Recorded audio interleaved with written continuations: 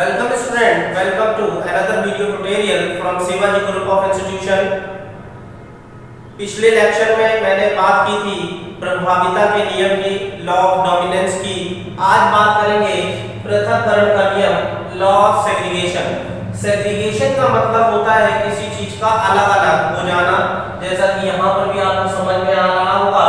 पृथक्करण का नियम अर्थात दो चीजें पृथक हो गई, अलग हो गई, तो क्या चीज अलग हो रही है ये आपको जब इस कॉन्सेप्ट को समझाएंगे तो उसके बाद में समझ में आएगा। पहले जानते हैं कि पृथक्करण का नियम क्या होता है और ये कहां पर लगता है।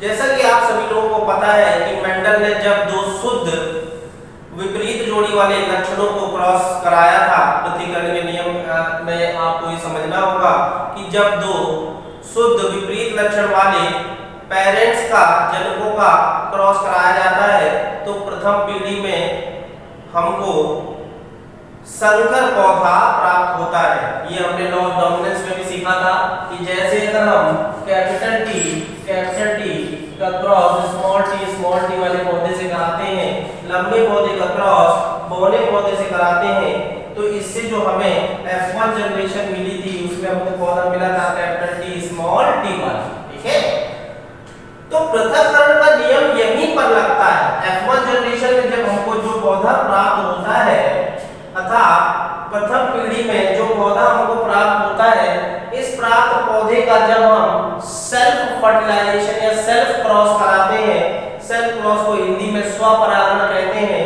अर्थात इसी जैसे दूसरे पौधे के बीच में क्रॉस कराते हैं तो क्या रिजल्ट हमको मिलते हैं, इसके बारे में ये नियम हमें बताता है कि पृथक्करण का नियम क्या है। तो कहां पे लगता है ये संकर पौधे में लगता है। ये पौधा कैसा है, हमारे पास संकर पौधा है और ये संकर पौधे में लगेगा। तो लॉ ऑफ सेग्रीगेशन हमेशा कहां पर लगेगा, संकर पौधे के बीच में जब स्वपरागण कराया जाएगा तब ये नियम यहाँ पर काम करेगा। देखिए कैसे ये नियम काम करता है। लॉ ऑफ सेग्रीगेशन तथा पृथक्करण का नियम क्या है। जब मेंडल ने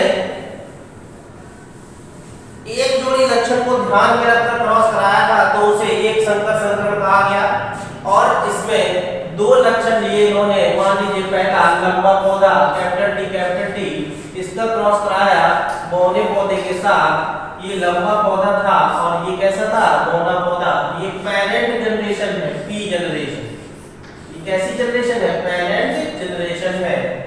यहाँ पर जब हम इसके युग्मक बनाएंगे तो दोनों युग्मक अलग अलग हो जाएंगे, कैपिटल टी इस तरीके से, इसमें भी स्मॉल टी और स्मॉल टी। ठीक है, ये युग्मक बन गए।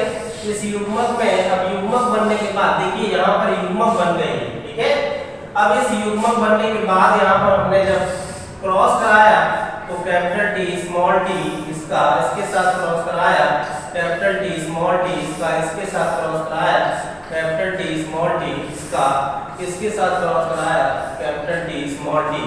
हमें F1 जनरेशन जो मिली है, पहली पीढ़ी प्रथम पीढ़ी जो मिली है, उसमें सारे पौधे कैसे हैं, टॉल प्लांट है, क्योंकि लंबेपन का लक्षण जो होता है वो बौनेपन के ऊपर कैसा होता है, प्रभावी होता है। अब क्या करेंगे, जो लंबा पौधा हमको मिला, देखिए यहाँ पर फर्स्ट जनरेशन थी, जो ये लंबा पौधा हमको मिला है, इन्हीं के बीच में दो पौधे इसमें से लेंगे, इन दो पौधे के बीच में हम क्रॉस करा देंगे। तो हमको जो है ये दो जो F1 जनरेशन में दो पौधे मिले, इनका स्वपरागण कराना है। तो कैसे कराएंगे स्वपरागण, देखिए कैपिटल टी स्मॉल टी इसका क्रॉस कराएंगे, कैपिटल टी स्मॉल टी, स्वपरागण हो गया। अर्थात देखिए जैसे दो पौधे ले लिए, उन्हीं के बीच में क्रॉस करा दिए। ये हमारी F1 जनरेशन मिली थी। ये कैसी मिली थी, F1 जनरेशन। अब इसके गैमीट्स बनाएंगे, देखिए युग्मक बनाएंगे तो कैसे बनाएंगे, ये अलग हो जाएगा कैपिटल टी और ये स्मॉल टी ये अलग हो जाएगा।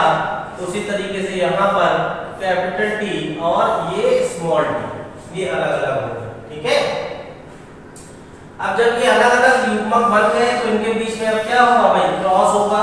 इनके बीच में कैसे क्रॉस होगा, देखिए पहले वाले का क्रॉस दूसरे वाले से कराएंगे तो यहाँ पर कैपिटल टी फिर इसका क्रॉस इस इससे कराएंगे तो कैपिटल टी स्मॉल टी, इसका क्रॉस इससे कराएंगे तो देखिए यहाँ पर कैपिटल टी स्मॉल टी। याद रखिएगा डोमिनेंट लक्षण पहले लिखा जाता है, इसलिए स्मॉल टी कैपिटल टी नहीं लिखेंगे, यहाँ पर कैपिटल टी स्मॉल टी लिखेंगे।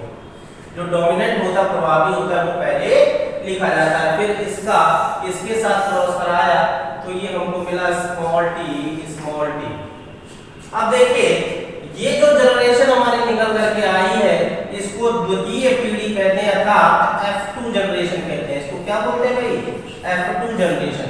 और याद रखिएगा हमेशा कि जो हमारी F2 जनरेशन है ये F2 जनरेशन हमेशा सेल्फिंग से ऑब्टेन होती है अर्थात स्वपरागण से ऑब्टेन होती है, स्वपरागण से प्राप्त होती है। कहने का मतलब है F1 पीढ़ी में जो पौधे हमको मिले थे, जो मिलेंगे उनके बीच में क्या कराएंगे? स्वपरागण कराएंगे, तभी हमारी F2 जनरेशन मिलेगी। F2 जनरेशन जो मेंडल ने बनाई थी वो स्वपरागण से ही बनाई थी, तो F2 जनरेशन हमेशा किससे मिलेगी? स्वपरागण कराने से ही मिलेगी। ठीक है।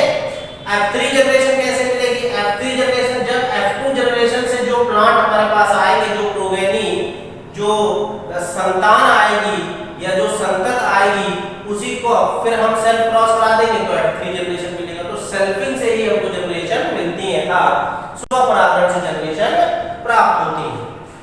देखिए यहाँ पर F2 जनरेशन में हमें एक्चुअली में मिला क्या? यहाँ पर ये पौधा जो है कैपिटल टी वाला था, ये कैपिटल टी स्मॉल टी वाला था, ये कैपिटल टी स्मॉल टी वाला था, और उसके बाद ये स्मॉल टी वाला था। अर्थात हम ये कह सकते हैं ये पौधा कैसा होगा? टॉल होगा, लंबा होगा। ये पौधा कैसा होगा? ये भी टॉल होगा भाई। क्यों? क्योंकि ये तो हाइब्रिड प्लांट है, संकर प्लांट है, लेकिन इसमें कैपिटल टी प्रेजेंट है, इस वजह से ये प्रभावी लक्षण है, तो ये इसको उभरने नहीं देगा, इसको दबा देगा। ये रिसेसिव लक्षण है, ये प्रभावी है, जिसकी वजह से पौधा कैसा हमें दिखाई पड़ेगा? लंबा। और ये भी पौधा कैसा दिखाई पड़ेगा हमको? लंबा पौधा दिखाई पड़ेगा। तो इसका मतलब ये हुआ कि हमारे पास 3 पौधे कैसे आ गए? लंबे आ गए। ठीक है। और ये पौधा भाई कैसा है हमारे पास? ये देखिए स्मॉल टी वाला, ये शुद्ध बौना पौधा है। कैसा है ये शुद्ध बौना पौधा है। तो एक मिला हमको, कितना मिला? 1। तो जब हमने सेल्फिंग कराई अर्थात F1 जनरेशन में जो भी प्लांट हमको मिले थे उनकी जब हमने स्वपरागण कराया, स्वपरागण से हमें F2 पीढ़ी में 3 लंबे पौधे और 1 बौना पौधा प्राप्त हुआ, अर्थात 3:1 में रेशियो हमारे पास क्या आया? 3:1 का। 3 लंबे पौधे और 1 पौधा कैसा? द्वार। एक पौधा कैसा? द्वार पौधा था, बौना पौधा, और ये लंबा पौधा मिल गया। 3 लंबे पौधे और 1 बौना पौधा। अब देखिए यहाँ पर हुआ क्या? वास्तव में जब हमने प्रथम पीढ़ी से प्राप्त पौधे का स्वपरागण कराया, क्योंकि प्रथम पीढ़ी में जो हमारे पास लक्षण था, जो दृश्य रूपी लक्षण था, वो लक्षण लंबे बन का था। 2 लंबे पौधे का क्रॉस कराया, अर्थात लंबे पौधे कैसे? ये कैसे लंबे पौधे हैं? विषम युग्मक लंबा पौधा। ये वाला कैसा है भाई? ये विषम युग्मक लंबा पौधा है, और ये भी विषम युग्मक लंबा पौधा है। इनके बीच में जब स्वपरागण कराया तो हमको 3 लंबे पौधे और 1 बौना पौधा मिला। तो मेंडल ने यहाँ पर क्या समझा? मेंडल ने ये समझा कि जो प्रथम पीढ़ी में जो हमको पौधा मिला था कैपिटल टी स्मॉल टी वाला, इसमें प्रभावी लक्षण तो ये था और दूसरा अप्रभावी लक्षण ये था। अर्थात प्रभावी और अप्रभावी लक्षण जब दोनों एक साथ थे तो प्रभाविता के नियम की वजह से केवल जो प्रभावी लक्षण था वो उभर करके आया, परंतु यहाँ पर जो अप्रभावी लक्षण था वो अप्रभावी लक्षण प्रभावी लक्षण के साथ ब्लेंड नहीं हुआ। ब्लेंड का मतलब हुआ मिश्रित नहीं हुआ। क्या नहीं हुआ भाई? मिश्रित नहीं हुआ, मिक्स नहीं हुआ, वो मिक्सिंग नहीं हुई। तब जब हमने इसका सेल्फ क्रॉस कराया, स्वपरागण कराया, तो वही कैरेक्टर हमको F2 पीढ़ी में आकर के मिल गया। यहाँ पर ये बोनेपन का कैरेक्टर हमको यहाँ पर फिर मिल गया। तो जब ये अगर ब्लेंडिंग हुई होती, मिक्सिंग हुई होती, संकर पौधा था, ब्लेंडिंग हुई होती या मिक्सिंग हुई होती, तो ये करेक्टर निकल करके दोबारा ना आता हमारे पास। लेकिन क्योंकि F2 जनरेशन में ये करेक्टर निकल करके बाहर आ रहा था, मोनेपन का करेक्टर फिर से निकल करके आ रहा है द्वितीय पीढ़ी में, तो इसका अर्थ ये हुआ कि हमारा जो ये अप्रभावी लक्षण है, प्रभावी लक्षण के साथ रहता तो है परंतु इसके साथ मिक्स नहीं करता, ब्लेंड नहीं करता, और जब इसको चांस मिलता है तो ये जाके अपने आप को प्रदर्शित करता है। इसी को हम लॉ ऑफ सेग्रीगेशन कहते हैं। अर्थात सेग्रीगेशन का मतलब क्या हुआ, यहाँ पर क्या अलग हो रहे हैं, देखिए यहाँ पर युग्मक अलग हो रहे हैं। क्या अलग हो रहे हैं? युग्मक अलग हो रहे हैं। तो अर्थात लॉ ऑफ सेग्रीगेशन हमको ये बताता है कि जब प्रथम पीढ़ी से प्राप्त पौधे का स्वपरागण कराया जाता है, जब उनका युग्मक निर्माण होता है, जब उनका युग्मक निर्माण होता है तो युग्मक जब बनते हैं तो वो दोनों कैरेक्टर को अलग अलग लेकर के पृथक हो जाते हैं, अलग अलग हो जाते हैं। ये लंबेपन का एक युग्मक, ये बौनेपन का एक युग्मक, जब बौनेपन का एक युग्मक बौनेपन के दूसरे युग्मक से मिलेगा तो पौधा कैसा माना आ जाएगा, बौनेपन का कैरेक्टर फिर से आ जाएगा। तो ये मतलब हुआ अलग। यहाँ पर क्या चीजें अलग हो रही है, युग्मक अलग हो रहे हैं। ये देखिए यहाँ पर युग्मक कैसे हो रहे हैं, अलग हो रहे हैं, capital D small D, capital D small D. जब युग्मक अपने अपने कैरेक्टर्स को लेके अलग अलग हो जाते हैं, इसीलिए इसको हम पृथक्करण का नियम कहते हैं। युग्मक हमेशा क्या होते हैं, अपने अपने कैरेक्टर को लेकर के पृथक हो जाते हैं, अलग हो जाते हैं। इसी नियम को हम पृथक्करण का नियम कहते हैं। क्या होता है पृथक्करण का नियम? जब शुद्ध लंबा पौधा और शुद्ध बौने पौधे के बीच में क्रॉस कराया जाता है तो प्रथम पीढ़ी में हमको संकर पौधा मिलता है। कैसा पौधा मिलता है? संकर पौधा मिलता है। संकर पौधा मिलता है। और जब संकर पौधे का आपस में स्वपरागण कराया जाता है तो हमको द्वितीय पीढ़ी में सेकेंड जनरेशन में हमको 3 लंबे पौधे और 1 बौना पौधा मिलता है। अर्थात बौनेपन का ये कैरेक्टर F1 पीढ़ी में मिक्स नहीं हुआ, ये F2 पीढ़ी में जाके दोबारा प्रदर्शित हुआ। इसी को हम पृथक्करण का नियम कहते हैं। तो इतनी बात आपको समझ में आ गई होगी। ये पृथक्करण का नियम था। इसमें जो हमको रेशियो प्राप्त होता है वो कितना होता है? 3:1 का रेशियो हमको प्राप्त होता है।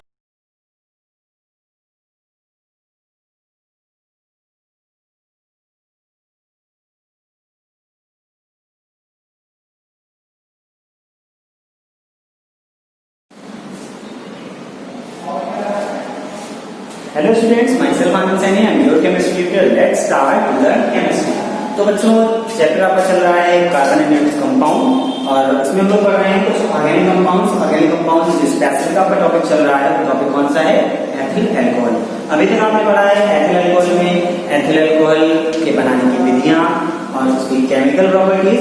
इसके अलावा आपने उसका आईपीसी नेम भी जाना है जो कि बोर्ड एग्जाम में रिलेटेड क्वेश्चंस में आपसे पूछा जाता है कि एथिल अल्कोहल का आईपीसी नेम क्या होगा। इससे ऑब्जेक्टिव में आता है और अलग से जब आईपीसी नोमेनक्लेचर आता है तो उसमें भी आता है।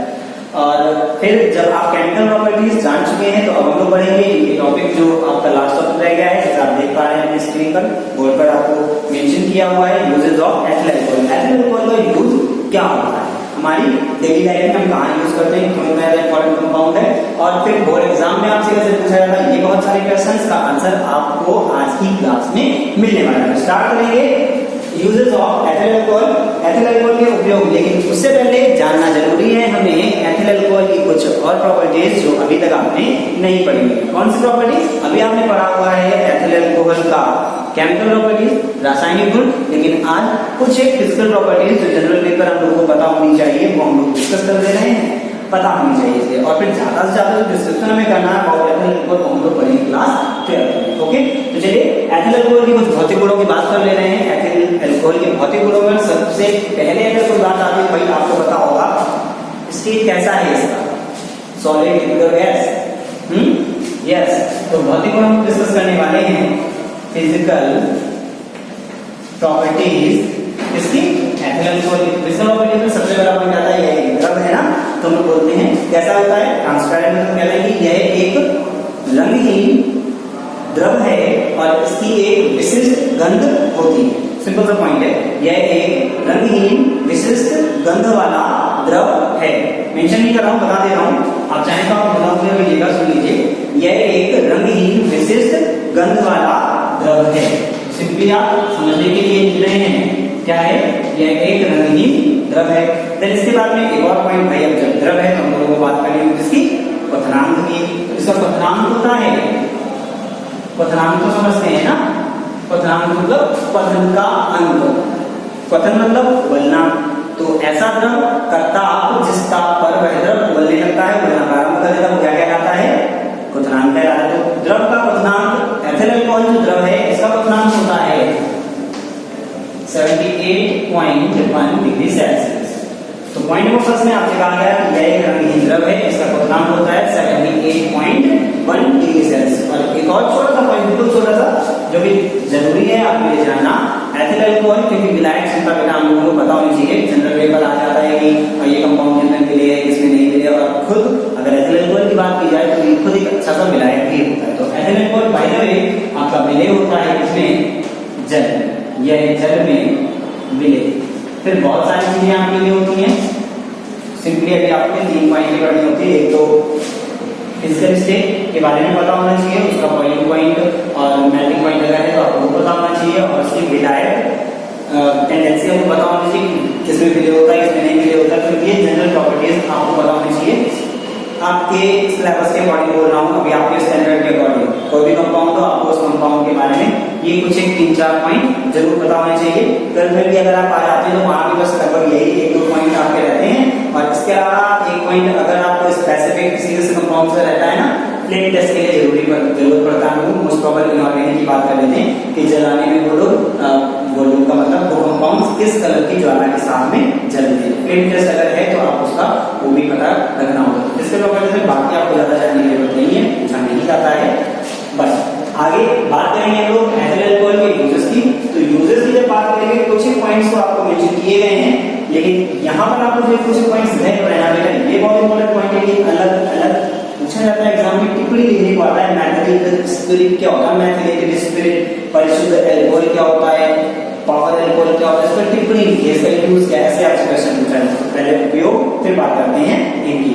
ओके, तो जैसे कि आपको पहला पॉइंट बताया जा रहा है कि एथिल अल्कोहल का उपयोग हम लोग करते हैं पेंट है, पॉलिश है, सल्फर है और भी बहुत सारी चीजों के विलायक के रूप में। विलायक का मतलब ये सारी चीजें इसमें डिसॉल्व हो जाती हैं। आपको अगर ध्यान हो, आपने कभी ध्यान दिया हो, जैसे घरों में पेंट किया जाता है तो पेंट करने से पहले एक स्प्रे की बॉटल आती है और अल्कोहल उसमें मिला करके पेंट को डाइल्यूट कर लेते हैं, उसके बाद में पेंट किया जाता है। सो बस उसी तरीके का आपको एक पॉइंट बताया गया है कि पेंट, पॉलिश, सल्फर और भी बहुत सारी चीजों के विलायक के रूप में हम लोग यूज करते हैं किसका, अल्कोहल। ये चीजें पानी में नहीं घुलती लेकिन किसमें घुल जाती हैं, अल्कोहल में घुल जाती है। तो बहुत सारी ऐसी चीजें हैं जो अल्कोहल में घुल जाती है, मतलब अल्कोहल किसका काम करता है, विलायक का काम करता है। ओके, तो आप गारंटी बता सकते हो कि alcohol used as a solvent, alcohol का उपयोग किस लिए किया जाता है बेटा, विलायक के रूप में। ओके, पॉइंट बता दिया। अच्छा, नेक्स्ट पॉइंट की बात कर रहे हैं तो नेक्स्ट पॉइंट आपको देखिए बताया, मेंशन किया हुआ है औषधि निर्माण। अल्कोहल का उपयोग, स्पेशली एथिल अल्कोहल का उपयोग बहुत ज्यादा किया जाता है औषधि निर्माण में। टिंचर बनाने होते हैं बहुत सारे वेबसाइट, जैसे आयोडीन टिंचर है, और एक तो जनरल है, सबको पता होगा कि जो कॉफ सिरप वगैरह होते हैं तो उनमें भी हम लोग अल्कोहल यूज करते हैं। तो इसी तरीके की और बहुत सारी औषधियां, उन औषधियों के निर्माण में यूज करते हैं जिसका अल्कोहल या फिर एथिल अल्कोहल का बात की जा रही है। अब एक पॉइंट आपका आ गया, पॉइंट नंबर 3, विभिन्न कार्बनिक यौगिक। देखो इस पॉइंट की एक सबसे खास बात है, जैसे आपसे एग्जाम में आ रहा है कि एथिल अल्कोहल के 2 उपयोग लिखिए, या फिर कोई दूसरा कंपाउंड ने बोल दिया एसिटिक अम्ल के 2 उपयोग लिखे, तो 2 में एक तो कॉमन हो गया, पता कौन सा, ये लाइन आपके लिए कॉमन है, विभिन्न कार्बनिक यौगिकों के निर्माण में। मतलब इससे आपने जो बनाया, अभी तो आपने केमिकल प्रॉपर्टीज देखी हुई थी ना, जो केमिकल प्रॉपर्टीज आपने देखी थी वो यहाँ पर एप्लीकेबल हो जाएंगी आपकी। जैसे आपने एसिड अल्कोहल से क्या बनाया हुआ था, आप एथिल अल्कोहल से बना सकते हैं एसिटाल्डिहाइड, और क्या बना सकते हैं एसिटिक एसिड, और क्या बना सकते हैं एस्टर, और क्या बना सकते हैं, आपने क्लोरोफॉर्म बनाया, आपने हाइड्रोफॉर्म बनाया, बहुत सारी चीजें आपने बनाई हुई थी ना। तो जो भी कंपाउंड्स आपने बनाए वो आप लिख देते हैं कि विभिन्न कार्बनिक यौगिकों के निर्माण में एथिल अल्कोहल का उपयोग क्या है, विभिन्न कार्बनिक यौगिकों का निर्माण में, जैसे एसिटाल्डिहाइड, एसिटिक अम्ल, ethyl acetate, iodoform, chloroform, diethyl ether, ethane, methane, कुछ भी इस टाइप की चीजें जो आपने एथिल अल्कोहल से बनाई हुई हैं उनका आप यहाँ पर पॉइंट मेंशन कर देते हैं, okay, with the example. Next point की बात करते हैं तो भाई ये तो सबको पता है एथिल अल्कोहल का उपयोग हम लोग करते हैं इसलिए पेय पदार्थ के रूप में। पेय पदार्थ बहुत सारे लोग डायरेक्टली यूज करते हैं, यू नो, मदिरा के रूप में, तो उस रूप में भी पिया जाता है, सबसे ज्यादा यूज किया जाता है। लेकिन इसके अलावा भी बहुत सारे अदर आपके पेय पदार्थ होते हैं उनमें भी ये चीजें मिलाई जाती हैं। एथिल अल्कोहल मिला करके जो पेय पदार्थ ड्रिंक्स होती हैं उनमें आप इनका यूज करते हैं। अब नेक्स्ट पॉइंट अगर आप पढ़ रहे हैं तो नेक्स्ट पॉइंट है आपका, ये पॉइंट आपके लिए थोड़ा सा नया रहेगा शायद अगर आपको नहीं बताया तो जैसे पारदर्शी साबुन, रंग, पॉलिश, इत्र, ये सारी चीजें, इत्र मतलब परफ्यूम, ये सारी चीजें बनाने में भी हम लोग एथिल अल्कोहल का यूज करते हैं। और जैसे मैंने आपसे कहा नया है आपके लिए पॉइंट, पारदर्शी साबुन का मतलब बेटा जो ट्रांसपेरेंट वाले साबुन आते हैं ना, बहुत सारे ट्रांसपेरेंट साबुन आपको दिखाई पड़ता है, जैसे मोस्ट प्रॉपर हम लोगों के यहाँ जो साबुन अगर आपने देखा हो तो वो डार्क रहते हैं, सॉलिड सब्सटेंसेस रहते हैं। अब मैं किसी प्रोडक्ट का नाम क्या लूँ, आपको तो जनरल पता है, लक्स वगैरह जैसे आते हैं तो एक उनका स्पेसिफाई कलर होता है, कोई व्हाइटिश है, कोई ब्लूइश है, लाइट ब्लू कलर है उसका, या फिर कोई पिंक कलर का रहता है मोस्ट प्रॉपर। लेकिन कुछ आपके पास ऐसे प्रोडक्ट्स रहते हैं ट्रांसपेरेंट जिनका कलर ट्रांसपेरेंट रहता है, आप ऐसे देखते हैं सिंपली तो ट्रांसपेरेंट रहता है। ट्रांसपेरेंट क्यों होता है, क्योंकि उसमें अल्कोहल बेस्ड वो आपका सोप रहता है, वहां पर अल्कोहल का मात्रा जो है वो थोड़ा सा ज्यादा यूज किया गया है, इसलिए वो साबुन ज्यादा है कैसा, पारदर्शी, ठीक है ना। तो पारदर्शी साबुन में हम लोग यूज करते हैं किसका, एथिल। जब ये सारी चीजें कुछ एक ऐसे यूजेस आपको पता चल गए हैं तो इसके बाद हम लोग डिस्कस करेंगे अपने आगे के 2-3 पॉइंट्स हैं जो उनको, तो पहले एक बार फिर से जो आपसे डायरेक्ट क्वेश्चन आएगा बोर्ड एग्जाम में, वो केवल इतना ही आता है कि एथिल अल्कोहल के आप कोई 2 यूजेस लिख दीजिए, तो आप 2 में से कोई भी यूज लिख देना, सिंपल सा पॉइंट है, ओके ना। हम लोग बात करते हैं मैथिलेटेड स्पिरिट क्या होता है, मैथिलेटेड स्पिरिट बोलते हैं इसमें कि मैथिलेटेड स्पिरिट क्या होता है बेटा। तो मैथिलेटेड स्पिरिट की अगर आपने बात करनी है तो देखिए नाम से समझ में आ रहा है, मैथिली कृत, कृत मतलब बनाया गया, किससे, मैथिली से, मैथिली मतलब मैथिल अल्कोहल से बनाया गया।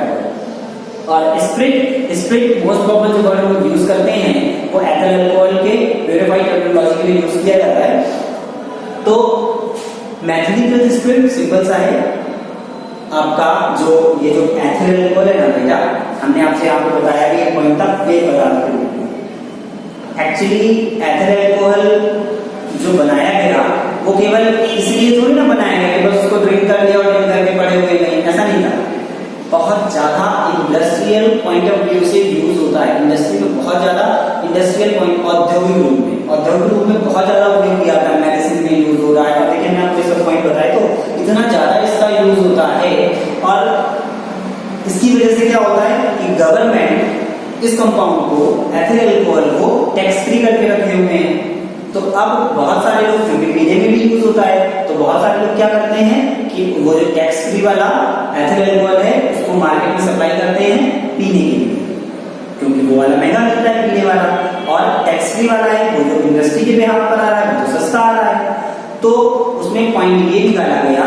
अब दूसरी सबसे बड़ी बात कि भाई लिकर यानी कि शराब, मदिरा जो है वो हमारी हेल्थ के लिए तो इंजीनियस होता ही है, तो इसलिए क्या किया गया कि वो जो एथिल अल्कोहल है उसमें बहुत सारे कंपाउंड्स अलग से ऐड कर दिए गए, जिससे उसकी स्मेल बहुत गंदी सी है, उसको कोई इजीली ऐसे पी ना पाए। इस वजह से उसमें ये किया गया कि एथिल अल्कोहल में बहुत सारे अलग से कंपाउंड्स ऐड कर दिए जाते हैं जो विषैले होते हैं, दुर्गंधयुक्त होते हैं। बड़ा सिंपल सा पॉइंट है कि एथिल अल्कोहल में दुर्गंधयुक्त विषैले पदार्थ मिला देते हैं, जिससे आपको एक नया कंपाउंड मिलता है, उसे तो मैथिलेटेड स्पिरिट कहते हैं। उसमें कौन कौन से मिलाते हैं, उसमें जो सबसे ज्यादा मिलाया जाता है वो मिलाया जाता है मैथिल अल्कोहल प्लस पेरिडिन, और भी बहुत सारे होते हैं, क्षार ही रहते हैं, रंजक बोलते हैं उनको हम लोग, तो वो चीजें मिला दी जाती हैं, तो वो मैथिलेटेड स्पिरिट होता है। अभी डायरेक्ट आपका अगर आंसर की बात करता हूँ मैथिलेटेड स्पिरिट क्या है, तो आप मैथिलेटेड स्पिरिट समझेंगे, ये आपका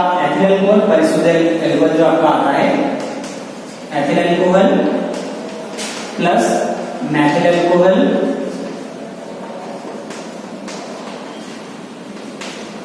प्लस पेरिडीन,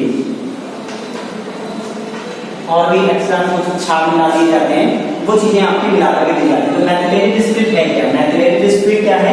मिश्रण है किसका? Ethyl alcohol, methyl alcohol, pyridine तथा अन्य क्षार। डायरेक्ट क्वेश्चन है कि मैथिलेटेड स्पिरिट क्या होता है?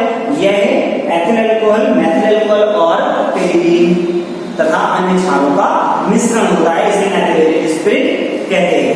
ठीक है, अभी आपसे पूछ सकते हैं कि विकृतीकरण क्या होता है? अल्कोहल का विकृतीकरण। तो अल्कोहल का विकृतीकरण है ही, अल्कोहल का जो नेचर है उस नेचर को चेंज कर देना विकृतीकरण कहलाता है। विकृतीकरण का मतलब है चेंज करना, नेचर को चेंज कर देना, कुछ विकृति पैदा कर देना। अल्कोहल के नेचर को चेंज करने का मतलब क्या था? एथिल अल्कोहल जैसा है उसमें हम लोगों ने क्या किया हुआ है? दुर्गंधयुक्त विषैले पदार्थ मिला दिए। कौन कौन से हैं वो? मेथिल अल्कोहल है, पेरिडीन है, ये चीजें आपने मिलाई हुई है। तो आपके हिसाब से केवल आपका जो डायरेक्ट क्वेश्चन था मैथिलेटेड स्पिरिट क्या है, तो आपको डायरेक्ट आंसर देना है कि यह ethyl alcohol, methyl alcohol, ethyl alcohol, methyl alcohol और पेरिडीन तथा अन्य क्षारों का मिश्रण होता है। ठीक है, बता सकते हो करते हैं वो एक लाइन आप बता सकते हैं। इसमें आप क्या बताते हैं कि इसके पेय पदार्थ को अधिक से अधिक रोकने के लिए इसमें ये दुर्गंधयुक्त पदार्थ मिला नहीं जाते, मतलब पेय पदार्थ के रूप में एथिल अल्कोहल का ज्यादा उपयोग ना किया। सिंपली केवल इतना पेय पदार्थ के रूप में एथिल अल्कोहल का ज्यादा उपयोग ना किया जाए, इसलिए ये सारी चीजें उसमें मिलाई जाती है। ओके, तो दिस इज द पॉइंट। ये था हमारा मैथिलेटेड स्पिरिट। अब जब बात करनी है परिशुद्ध अल्कोहल की, तो परिशुद्ध अल्कोहल आपको नाम से भी समझ में आ रहा है, परिशुद्ध, शुद्ध से भी ज्यादा शुद्ध, परिशुद्ध अल्कोहल। तो परिशुद्ध अल्कोहल आपका जो रहता है वो एक्चुअली में आपको अगर आंसर की बात करता हूँ तो आंसर आपका आता है उसमें एथिल अल्कोहल रहेगा, रेक्टिफाइड स्पिरिट बोलते हैं उसे, एथिल अल्कोहल प्लस वाटर रहता है। अच्छा, ये 22% चलता है बेटा, 22%। जैसे 99.5 से लेकर के 100% तक जो प्योर आपको मिलता है, 100% तक जो प्योर आपको मिलता है अल्कोहल, वो परिशुद्ध अल्कोहल होता है। परिशुद्ध अल्कोहल क्या है? 99.5 से 100% तक शुद्ध अल्कोहल को परिशुद्ध अल्कोहल कहा जाता है। प्रायः यह मिश्रण होता है एथिल अल्कोहल और जल का, परिशुद्ध स्पिरिट भी बोलते हैं उसको, और उसमें जो मिक्सर रहता है वो 95.5 ये रहता है, और उसके बाद में 4.5 ये रहता है। This is basic. तो 95.5% अल्कोहल और 4.5 यानी 4.5% जल के मिश्रण को क्या कहते हैं? परिशुद्ध अल्कोहल कहते हैं। दिस इज द पॉइंट, आपको ऐसे आंसर बताना होगा। अब जब बात करते हैं, ये तो बहुत बार पूछा गया, आप देख सकते हैं क्वेश्चन बैंक्स में आपको मिल जाता है या बुक्स में आपको पीछे दिया जाता है, आंसर पेपर आप देखिएगा उसमें क्वेश्चन आते हैं। पावर अल्कोहल, पावर अल्कोहल क्या है? तो पावर अल्कोहल बेसिक है, अल्कोहल को पावर देना है और पावर देना है। अब पता है कौन सा पावर देना है? एक्चुअली होता ये है कि जो पेट्रोल होता है और गैसोलीन होता है, उस पेट्रोल के साथ में हम लोग क्या करते हैं? बेंजीन है, ईथर है, अल्कोहल है, इन सब चीजों का मिक्सचर यूज करते हैं। उससे भी यही ईंधन के रूप में गाड़ियां वगैरह चलाई जाती हैं ईंधन के लिए, तो उस मिश्रण को हम लोग कहते हैं पावर अल्कोहल। अभी जैसे हम लोग दो ही चीजों की बात कर रहे हैं, तो स्पेशली दो चीजों को ही बोल दे रहे हैं। मैंने आपको बताया बहुत सारी चीजें, पेट्रोल या गैसोलीन में बेंजीन, ईथर एंड अल्कोहल का मिश्रण मिलाकर के वो जब यूज करते हैं तो वहां से कैपेसिटी थोड़ी सी ज्यादा बढ़ जाती है और पेट्रोल की खपत भी कम हो जाती है। पेट्रोल, क्योंकि आप सभी को बताना चाहिए कि हमारे वर्ल्ड में जमीन पर सीमित मात्रा में ही है, एक ना एक दिन ऐसा टाइम आएगा जब पूरा पेट्रोल खत्म हो जाएगा, और सोच के देखिए तब क्या होगा, पूरा पेट्रोल खत्म हो जाएगा। तो जरूरत है हमें कुछ और ईंधन नए ढूंढने की, और जो चीजें हैं हमारे पास उनका सीमित तरीके से यूज करने की। ठीक है ना, तो समझे। उसके हिसाब से आपको बताया कि पावर अल्कोहल क्या है बेटा? तो पावर अल्कोहल की बात कर रहे हैं। पावर अल्कोहल अभी जैसे सिंपली आपको दो चीजों पे आंसर कर देना है कि पावर अल्कोहल पेट्रोल और अल्कोहल का मिश्रण होता है, यही पावर अल्कोहल। नहीं, इसको थोड़ा सा और अच्छे से बताएंगे कैसे। 80% कितना? 80% लेना है पेट्रोल और 20% लेना है क्या? ठीक है ना। तो ये जो मिश्रण आपका होगा वो कहलाता है पावर अल्कोहल, इसका उपयोग भी किया जाता है ईंधन। ठीक है ना। तो आज की क्लास में आपने जो चीजें देखी, आपने जो कुछ समझा, वो था सबसे पहले फिजिकल प्रॉपर्टीज। मैंने आपको 3 फिजिकल प्रॉपर्टीज डिस्कस की है कि रंगीन द्रव होता है, इसकी सुगंध होती है, और इसके बाद जल में विलेय होता है, क्वथनांक होता है 78.1 डिग्री सेल्सियस। कुछ स्पेसिफिक से इनके यूजेस बताए, कुछ स्पेसिफिक सी आपको टिप्पणियां डिस्कस की गई जो कि आपसे बोर्ड एग्जाम के रिलेटेड थी, पूछी जाती हैं। तो आज के लिए बस इतना ही। नेक्स्ट क्लास में हम डिस्कस करेंगे एक नया कंपाउंड, सिरका, acetic acid. Okay, thank you.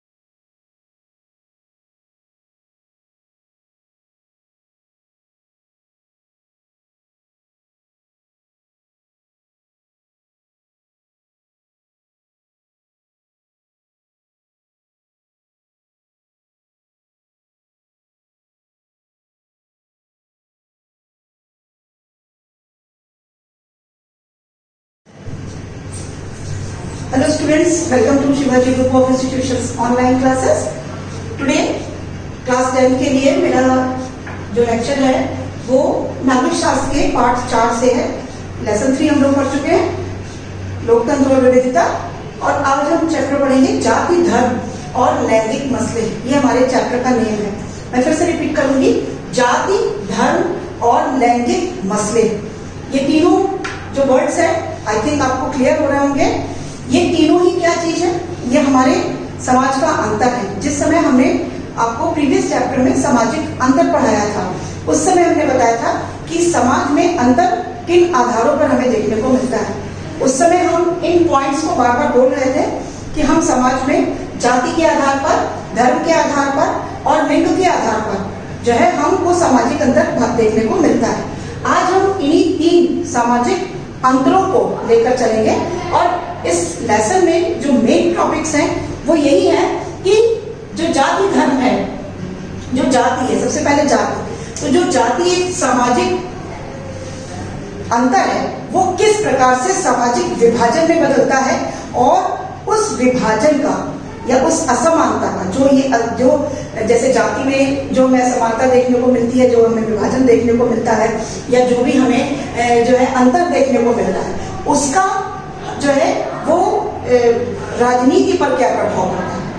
सबसे पहली चीज कि जो भी असमानताएं होती हैं इन विभाजनों से, क्लियर हो रहा है, जो हमारी असमानताएं हैं इन विभाजनों की वजह से जो असमानताएं आती हैं उनका राजनीति पर क्या प्रभाव पड़ता है, पहली चीज। और दूसरी चीज, जब राजनीति पर उसका प्रभाव पड़ जाता है तो उससे उस समूह को कोई लाभ होता है कि नहीं होता है, पहली चीज।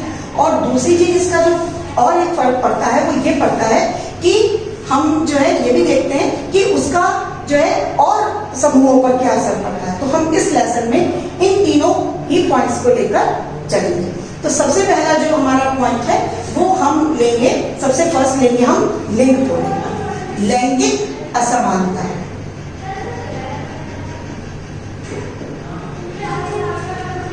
लोकतंत्र और विविधता चैप्टर में हमने आपको सामाजिक विविधता भी बताया था, और हमने ये भी बताया था कि उसका लोकतंत्र पे बहुत अधिक प्रभाव नहीं पड़ता, क्योंकि सबसे बड़ी चीज होती है कि जो भी ये सामाजिक अंतर, सामाजिक विभाजन बनते हैं और उसके बाद वो राजनीति पे प्रभाव डालते हैं, तो इन सब का असर हमारे लोकतंत्र पर भी पड़ता है, और लोकतंत्र पर उसका सकारात्मक और नकारात्मक दोनों प्रभाव पड़ते हैं।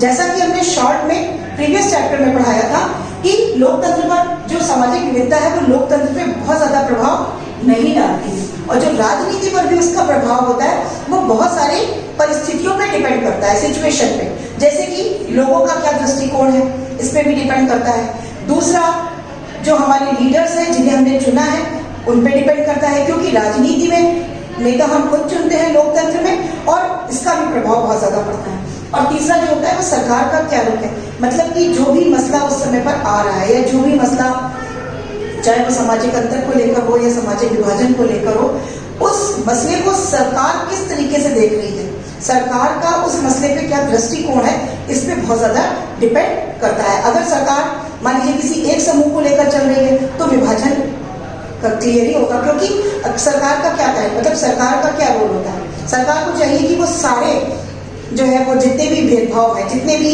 असमानता है, उन सब के लिए उसके रूल और रेगुलेशंस एक होने चाहिए। लेकिन जब ऐसा नहीं होता है तो प्रॉब्लम्स क्रिएट होती है। ठीक है, आज हम ये पढ़ रहे हैं कि पहली बात भारत में या और भी देशों में, हम इस समय जो भी टॉपिक पढ़ते हैं वो सब सारे विश्व के लिए पढ़ते हैं, तो हम ये देख रहे हैं कि लिंग का जो भेदभाव है, जो लैंगिक असमानता है भारत में या और कहीं भी देशों में, वो क्या है और उसका राजनीति पर क्या प्रभाव है, और राजनीति में प्रभाव पड़ने के बाद जब वो चीज राजनीति में आती है तो उससे हमारे लोकतंत्र पर उसका क्या प्रभाव पड़ता है। तो आज हम इसको पढ़ेंगे। सबसे पहले हम लैंगिक मसले उठाते हैं, मतलब लिंग के आधार पर। अब देखिए, लैंगिक आपको पता है महिलाओं और पुरुष दो भागों में बटा हुआ है लिंग में, स्त्रीलिंग और पुल्लिंग में जिनको हम बोलते हैं। तो सबसे पहली चीज, हमारे देश में लैंगिक असमानता बहुत ज्यादा देखने को मिलती है। जैसे कि आपने देखा होगा निजी और सार्वजनिक श्रम का विभाजन। सबसे पहली जो प्रॉब्लम आती है वो क्या आती है, जो निजी वर्ग है। निजी वर्ग में हमारे घरेलू कार्य आते हैं, बच्चों को संभालना या जो है घर में धुलाई सफाई। हम लोगों ने क्या किया हुआ है, बरसों से चला आ रहा है, अर्ली मतलब जो है वो टाइम से ये चीज सब दिमाग में सबके एक जैसे नहीं कहते, पुरानी परंपरा या रूढ़िवादी बना दिया गया है कि महिलाएं घर के काम के लिए होती हैं और पुरुष सार्वजनिक कार्यों के लिए होते हैं या बाहर के कार्यों के लिए होते हैं। ऐसा कहीं पर लिखा नहीं है कि ऐसा होना चाहिए, लेकिन लोगों की ये धारणा बनती चली जा रही है कि जो महिलाएं होती हैं वो घरेलू वर्ग के लिए होती है। तो जो निजी वर्ग होता है उसमें क्या कह दिया जाता है कि वो महिलाओं के लिए है, और जो सार्वजनिक वर्ग है, जो बाहर के काम है, वो पुरुषों के लिए होते हैं। तो इस तरीके जो सबसे पहले श्रम का विभाजन हो रहा है, ये सबसे बड़ी जो है वो प्रॉब्लम क्या है, जो विभाजन की या जो आपस में उनमें असमानता लाने की और समाज विभाजन लाने की। हमने पिछली बार भी बताया कि किस तरीके से सामाजिक अंतर है, वो है स्त्री और पुरुष में, महिलाओं या पुरुषों में हमारे समाज का बंटना, इस कॉल्ड द सामाजिक अंतर। बट जब उनमें इस तरीके के विभाजन होने लगते हैं कि ये कार्य ये कर सकते हैं, इस कार्य को ये कर सकते हैं, या महिलाएं बाहर का कार्य नहीं कर सकती हैं, या पुरुष घर का कार्य नहीं कर सकते।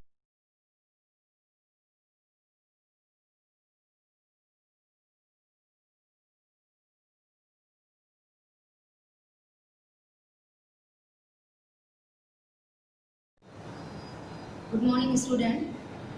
Welcome to SGI online classes of English. Students, as far as syllabus of 10th in English is going to be completed related with literature. In my previous audio, I told you that section A means the chapters of reader, poems and supplementary. They have been completed, and now when all these syllabus of literature means section A will be revised properly once again when your school reopens. Okay, now today we will start section B means grammar portion of your syllabus. Students, before going through the grammar, you should know what exact the literature and grammar stand for. क्या होता है literature का मतलब, grammar का, और ये सारी चीज़ें आपके सिलेबस में इंट्रोड्यूस कराई जाती हैं लिटरेरी पार्ट में। ये आपका सिलेबस लिटरेचर और लैंग्वेज पार्ट में क्यों डिवाइडेड है, because whenever you are going to study about a language you should know both the aspect of the language, literature and grammar. ठीक है, लिटरेचर पार्ट आप अभी छोटे क्लास में हो, इतना ही समझ लो कि लिटरेचर पार्ट जो है वो थॉट का एक्सप्रेशन है, जो prose form, poetry form, story और जो प्रोज के फॉर्म्स होते हैं, गद्य की जो विधाएँ होती हैं, पोइट्री के फॉर्म्स उनमें एक्सप्रेस किया जाता है, जिसको आपके सिलेबस में रीडर के चैप्टर और सप्लीमेंट्री के चैप्टर और पोएम के रूप में आप तक दिया गया है। ठीक है, इन सारी चीज़ों के PDF भी आपको प्रोवाइड कराए जा चुके हैं, जिनको आपको प्रॉपरली रखना है, उसको इधर उधर मिस नहीं करना है और प्रॉपर फाइल बना के रखनी है, क्योंकि आगे रिवाइज भी कराया जाएगा और उसमें आपके CC के मार्क्स भी डिपेंड करते हैं। ठीक है, तो that was enough for section A। Let us start our section B means grammar. Okay, सबसे पहली चीज़ जो ग्रामर में आपको मैं एज अ स्टूडेंट डिमांड कराऊंगी, मोस्टली स्टूडेंट्स कमिट करते हैं मिस्टेक स्पेलिंग ग्रामर की, ये वो ER लिखते हैं, that is wrong. The proper spelling of grammar is AR, GRAMMAR, grammar, व्याकरण। What is grammar? Okay? Every language is divided in two parts, literature and grammar. ठीक है, लिटरेचर पार्ट अभी आपको मैंने बहुत सिंपल वे में आपको समराइज किया। Now as far as grammar is concern, grammar is a science that tell us how to read and write and speak any language correct. किसी भी भाषा को हम कैसे लिखें, शुद्ध बोलें और शुद्ध पढ़ें, ज्ञान अर्जन करें, इसकी जानकारी दिलाने वाला जो साइंस होता है, जो ब्रांच होती है, that which we call grammar. ठीक है, ग्रामर किसी भी लैंग्वेज की जो ग्रामर है उसकी स्टार्टिंग अल्फ़ाबेट से होती है। आपको भी पता है कि इंग्लिश अल्फ़ाबेट जो है A to Z 26 लेटर होते हैं। तो बस यहीं से, इसी स्मॉलेस्ट यूनिट से हम लोग स्टार्ट करते हैं, क्योंकि हमारा टॉपिक है सेंटेंस। ठीक है, letter, words and sentence. Okay, this is a channel. Our language start with letter. What is letter? Word in Hindi. Okay, letter is the smallest unit of any language. सबसे छोटी इकाई जो है वो language की letter होती है, क्योंकि सबसे पहले बच्चों आप जानते हैं कि आपको अल्फ़ाबेट यानी वर्णमाला का ज्ञान कराया जाता है, नॉलेज प्रोवाइड किया जाता है। ठीक है, तो ये आप जानते हैं कि जो स्मॉलेस्ट यूनिट है वो A to Z है, 26 लेटर हैं। They are divided in 2 categories, vowel and consonant. ये बेसिक चीज़ें हैं, शायद आपको पता भी ज़रूर होंगी कि जो वॉवेल हैं वो क्या होते हैं, कॉन्सोनेंट हैं वो क्या होते हैं। A-E-I-O को हम लोग A-E-I-O-U को हम लोग वॉवेल में करते हैं, और बाकी जो रेस्ट अल्फ़ाबेट है वो हमारे कॉन्सोनेंट में होते हैं।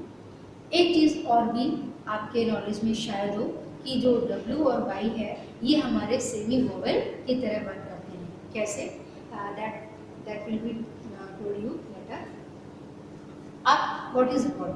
जो हमारी लैंग्वेज ग्रामर की जो चैन चलती है वो लेटर से वर्ड की ओर आती है। ठीक है, लेटर सिंगल यूनिट होता है। वर्ड क्या है? जिसको हम हिंदी में शब्द कहते हैं। वर्ड शब्द, a group of letter.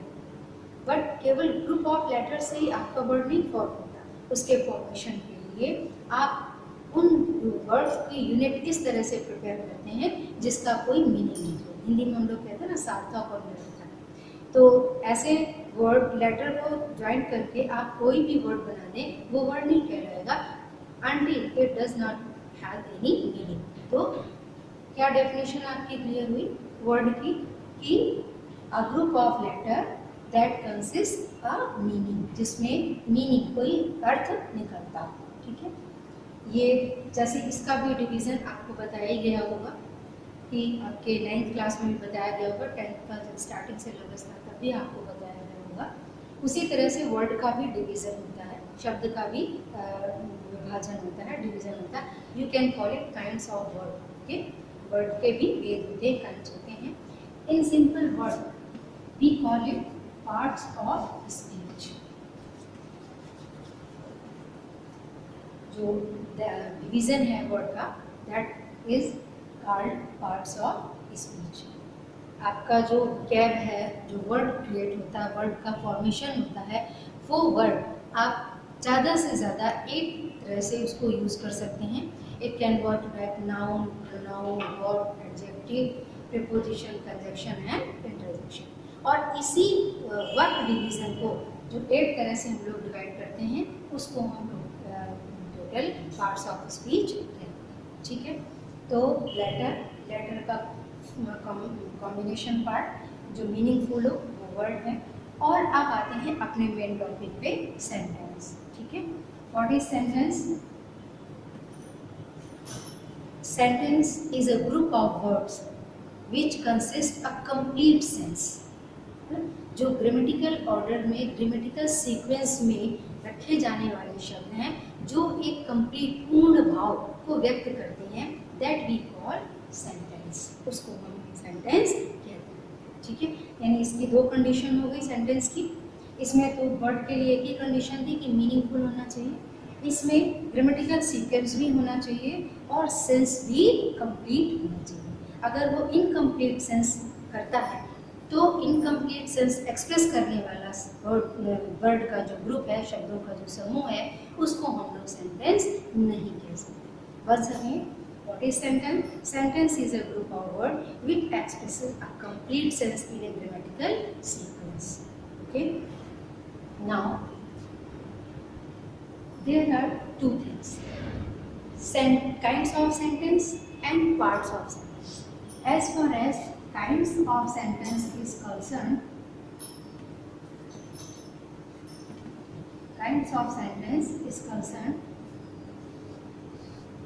they can be divided at the 3 bases. First of all, as you know, at the basis of structure, and B part at the basis of tense, and C part at the basis of clause. Generally, what we read in our syllabus, in our grammar, I will start. Your structure means structure of sentence is expressed in 4 forms. यानी आपका जो structure base है उसके आधार पे हम अपने sentence को 5 parts में डिवाइड कर सकते हैं। हमारी जो पुरानी ग्रामर है उसमें केवल 4 पार्ट ही डिवीजन होता था, लेकिन जो लेटेस्ट ग्रामर है उसमें हम सेंटेंस को 5 उसमें डिवाइड करते हैं। ठीक है, तो वो सभी जानते हैं, बस केवल आपको रिमाइंड कराना है कि स्ट्रक्चर बेस पर जो सेंटेंस हैं वो 5 टाइप्स ऑफ सेंटेंस होते हैं। They are assertive, interrogative, imperative, exclamatory and operative. And the basis of tense, you know very well, the sentence can be divided in 3 types and they are present, past and future. As far as clause is concerned, your sentence can be divided in 3 kinds: simple, complex and compound. Okay student, I think that is enough for today, and in my next video I will start parts of sentence. Okay, अभी जो आपका syllabus है उसमें first topic reordering है, और reordering के लिए हमें काइंड्स ऑफ सेंटेंस से हटकर पार्ट्स ऑफ सेंटेंस को स्टार्ट करना है। और let me through one information that you will do exercise of grammar with your prescribed grammar book, New Style General English for class 10th. Okay, that's enough for today. Have a nice day.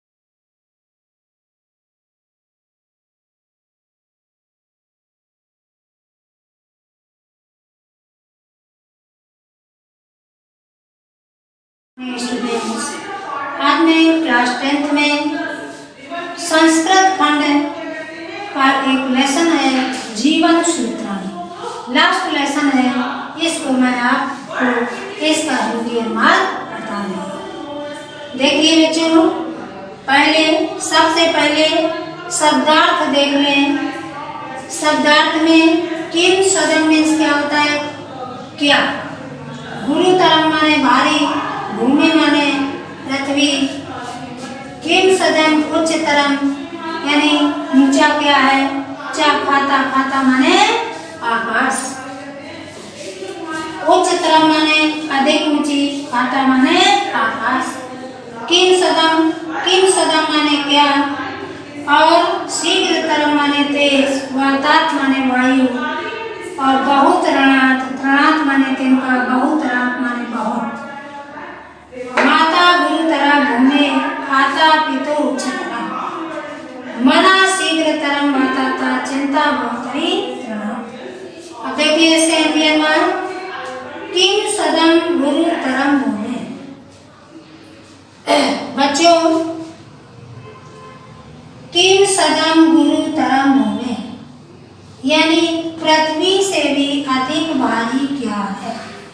इसका अर्थ हुआ किम सदम माने क्या, गुरुतरम माने भारी, और भूमि माने पृथ्वी। पृथ्वी से भी अधिक भारी क्या है? किम सदम उच्चतरम जा खाता, और आकाश से भी अधिक ऊंचा क्या है?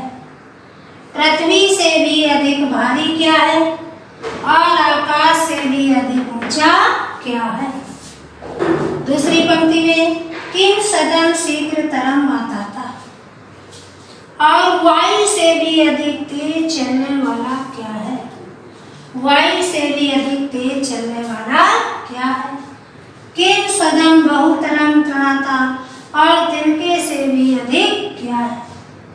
तिनके से भी बहुत क्या है? फिर से देखिए इसी श्लोक पर, किम सदम गुरुतरम भूमि यानी पृथ्वी से भी अधिक भारी क्या है? किम सदम उच्चतरम जा खाता, और आकाश से भी अधिक ऊंचा क्या है? किम सदम शीघ्रतरम वाताता, और वायु से भी अधिक तेज चलने वाला क्या है? किम सदम बहुतरम त्रणाता, और तिनके से भी अधिक क्या है? आइए माता गुरुतरा भूमि। दूसरे श्लोक में माता गुरुतरा भूमि, माता पृथ्वी से भी अधिक भारी है। माता पृथ्वी से भी अधिक भारी है। खाता पितु उच्चस्तरा, और पिता आकाश से भी अधिक ऊंचा है। माता पृथ्वी से भी अधिक भारी है, और पिता आकाश से भी अधिक ऊंचा है। मना शीघ्रतरम त्रणाता, और मन वायु से भी अधिक तेज चलने वाला है। मन वायु से भी अधिक तेज चलने वाला है। चिंता बहुतरी त्रणात, और चिंता तिनको से भी अधिक भारी होती है। चिंता तिनको से भी अधिक भारी होती है। जैसे देखिए माता गुरुतरा भूमि, माता पृथ्वी से भी अधिक भारी है। माता माने आकाश, और पिता आकाश से भी अधिक ऊंचा है। मना शीघ्रतरम त्रणाता, और मन वायु से भी अधिक शीघ्र चलने वाला है, तेज चलने वाला है। और चिंता तिनको से भी अधिक भारी होती। किम सदम प्रवस्तो मित्रम, किम सदम मित्रम ग्रहिसित। ग्रह माने घर, प्रवस्तो माने प्रवास में, विदेश में। किम सदम माने क्या? आतुरस माने वो क्या कहते हैं, डॉक्टर या वैद्य। किम सदम मित्रम मरीसता, मरीसता माने मरने वाली का। देखिए किम सदम प्रवस्तो मित्रम, विदेश में रहने वाले का मित्र कौन होता है? विदेश में रहने वाले का मित्र कौन होता है? किम सदम मित्रम ग्रहिसिता, और घर में रहने वाले का मित्र कौन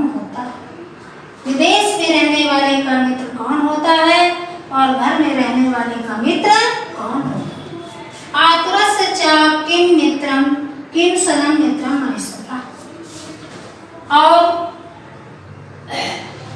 आतुरस्य चाप के मित्रम, और वैद्य का मित्र कौन होता है, और मरने वाले का मित्र कौन होता है। वैद्य का मित्र कौन होता है और मरने वाले का मित्र कौन होता है। एक बार मैं फिर से बता रही हूँ आपको, ध्यान से देख लें। देखिए, आतुरस्य माने रोगी होता है। अच्छा, देखिए एक तरफ से किम सदम गुरु तरम भूमि, पृथ्वी से भी अधिक भारी क्या है। किम सदम उच्च तरम चाप खाता, और आकाश से भी ऊंचा क्या है। किम सदम शीघ्र तरम था, और वायु से भी अधिक तेज चलने वाला क्या है। किम सदम बहुत तरता, और तिनके से भी अधिक क्या है। माता गुरु तरह भूमि, माता आकाश से, माता पृथ्वी से भी अधिक भारी है, और पिता आकाश से भी अधिक ऊंचा। मना शीघ्र तरम वाता, और मन वायु से भी अधिक शीघ्र चलने वाला है। चिंता बहुत तरीकना, और चिंता तिनकों से भी अधिक भारी होती। किम सदम प्रवस्तो मित्रम, विदेश में रहने वाले का मित्र कौन होता है, और घर में रहने वाले का मित्र कौन होता है। आतुरस्य चाप किम मित्रम, रोगी का मित्र कौन होता है। किम सदम मित्रम मरिष्यता, और मरने वाले का मित्र कौन होता है। बच्चों, ये आप होमवर्क की कॉपी में इसका हिंदी अनुवाद बनाएंगे, यही होमवर्क है। ठीक है, उपसर्ग प्रत्यय याद करेंगे, और फिर ये हिंदी अनुवाद बनाएंगे। ठीक है, जो पढ़ाया गया आपको श्लोक हिंदी अनुवाद बनाएं।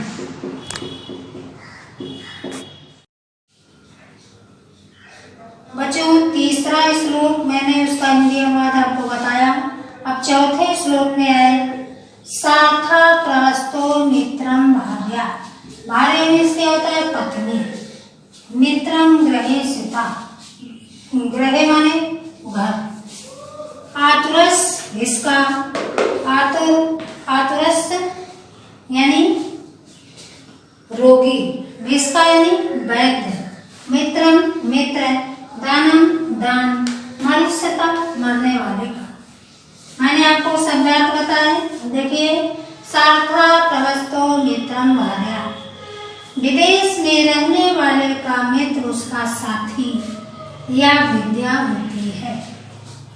विदेश में रहने वाले का मित्र उसका साथी या विद्या होती है।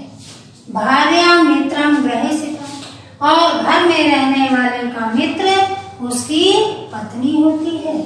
घर में रहने वाले का मित्र उसकी पत्नी होती है। आतुरस्य विस्का मित्रम दानम मित्रम मरिष्यता, आतुरस्य माने रोगी, रोगी का मित्र वैद्य होता है। जो रोगी का मित्र वैद्य होता है। दानम मित्रम मरिष्यता, और मरने वाले का मित्र दान होता है। और मरने वाले का मित्र दान होता है। जैसे देखिए, सार्था प्रवस्तो मित्रम भार्या, विदेश में रहने वाले का मित्र उसका साथी या विद्या होती है।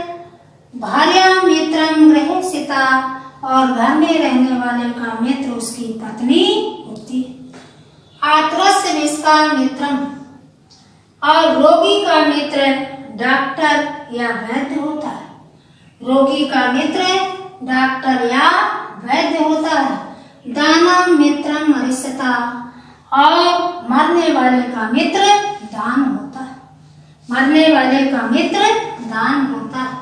जैसे बच्चों, इसका हिंदी अनुवाद देखिए, सार्था प्रवस्तो मित्रम भार्या, यानी विदेश में रहने वाले का मित्र उसका साथी या विद्या होती है, और घर में रहने वाले का मित्र उसकी पत्नी होती है। आतुरस्य विस्का मित्रम, और रोगी का मित्र वैद्य होता है, और मरने वाले का मित्र दान होता है। बच्चों, इन सभी श्लोकों का हिंदी अनुवाद आप होमवर्क की कॉपी में बनाएंगे।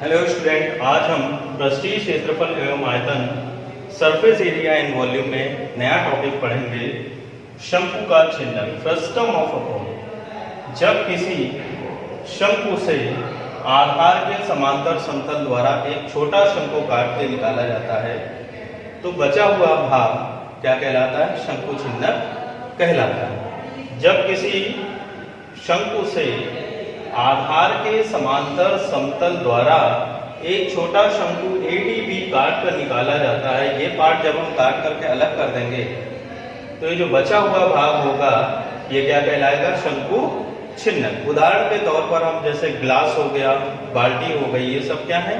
शंकु छिन्नक के उदाहरण है। अब आइए बात करेंगे सबसे पहले शंकु छिन्नक का आयतन। शंकु छिन्नक का आयतन कैसे ज्ञात करेंगे? माना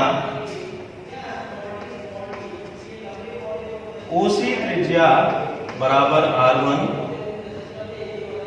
OB बराबर O'C बराबर R1, OB बराबर क्या होगा? R2। शंकु छिन्नक की ऊंचाई OO' बराबर H। शंकु की प्रारंभिक शंकु की ऊंचाई AO' बराबर कैपिटल H। तो यहां से AO का मान निकाल लीजिए। AO बराबर क्या होगा? AO बराबर होगा AO' माइनस OO'। AO' क्या है? कैपिटल H और OO' क्या है? Small h। तो यहां से AO बराबर आ गया capital H minus small h। छोटे शंकु की ऊंचाई के आगे capital H minus small h। छोटे शंकु की त्रिज्या R2 है और बड़े वाले शंकु की त्रिज्या क्या है? R1। अब यहां से हमें निकालना है शंकु छिन्नक का आयतन। तो सबसे पहले आइए त्रिभुज AOB तथा त्रिभुज AO'C में क्या होगा? सबसे पहले तो देखिए कोण AOB बराबर 90 है, कोण AO'C भी क्या है? 90 है। कोण AOB बराबर कोण AO'C, कारण क्या लिखेंगे? प्रत्येक समकोण। अब इसके बाद देखिए कोण OAB बराबर होगा कोण O'AC। ये दोनों बराबर क्यों होंगे? कोण OAB बराबर कोण O'AC ये बराबर होंगे प्रत्येक क्या है? उभयनिष्ठ। क्या है ये? उभयनिष्ठ। अब यहां से देखिए क्या मिलेगा? त्रिभुज AOB समरूप त्रिभुज AO'C। त्रिभुज AOB समरूप त्रिभुज AO'C। ये दोनों त्रिभुज समरूप होंगे। क्यों होंगे? कोण कोण समरूपता। क्यों समरूप होंगे? कोण कोण समरूपता। यदि दो त्रिभुज समरूप होते हैं, यदि उनके संगत दोनों कोण क्या हो? बराबर। यदि दो त्रिभुजों के संगत दो कोण बराबर हों तो दोनों त्रिभुज क्या होते हैं? समरूप होते हैं। ऐसी समरूपता को कहते हैं कोण कोण समरूपता। अब इसके बाद आइए, यदि दो त्रिभुज समरूप होते हैं तो क्या होता है? इनकी संगत भुजाएं समान अनुपात में होती हैं। अब आइए देखिए त्रिभुज AOB में। त्रिभुज AOB में अगर हम भुजा लेंगे AO तो बड़े वाले त्रिभुज AO'C में इसके संगत भुजा क्या होगी? AO' होगी। अब आइए त्रिभुज AOB में अगर हम भुजा लेंगे OB, आधार लेंगे, तो आधार के संगत भुजा त्रिभुज AO'C में क्या होगा? O'C। अब आइए इनका मान करें। AO क्या है? AO का मान देखिए क्या है? Capital H minus small h। ये AO आपका दिया गया है capital H minus small h और AO' का मान क्या है? Capital H। बराबर OB का मान है R2 और OC का मान है R1। अब देखिए शंकुछिन्नक ये है आपका। शंकुछिन्नक में दो आधार हैं। पहले आधार की त्रिज्या R1 है, दूसरे आधार की त्रिज्या R2 है। शंकुछिन्नक की ऊंचाई स्मॉल h है। यानी शंकुछिन्नक में हमें क्या क्या चाहिए? R1 चाहिए, R2 चाहिए और h स्मॉल h चाहिए। क्या नहीं चाहिए? Capital h। तो यहां से हम क्या करेंगे? कैपिटल H की वैल्यू को रिप्लेस करेंगे R1, R2 और स्मॉल h के पदों में। आइए यहां पर क्या करेंगे? क्रॉस मल्टीप्लाई करेंगे। h R1 minus small h R1 बराबर कैपिटल H R2। अगले स्टेप में देखिए क्या होगा? कैपिटल H R1 प्लस आएगा, पक्षांतर करेंगे माइनस हो जाएगा, बराबर में क्या होगा? Small h R1। h R1 minus R2 बराबर में क्या है? h R1। यहां से कैपिटल H बराबर क्या आएगा? Small h R1 upon R1 minus R2। Capital H का मान क्या मिल गया? Small h R1 upon R1 minus R2। इसको मानेंगे समीकरण 1। अब इसके बाद देखिए हमें निकालना है शंकुछिन्नक का आयतन। शंकुछिन्नक का आयतन बराबर क्या होगा?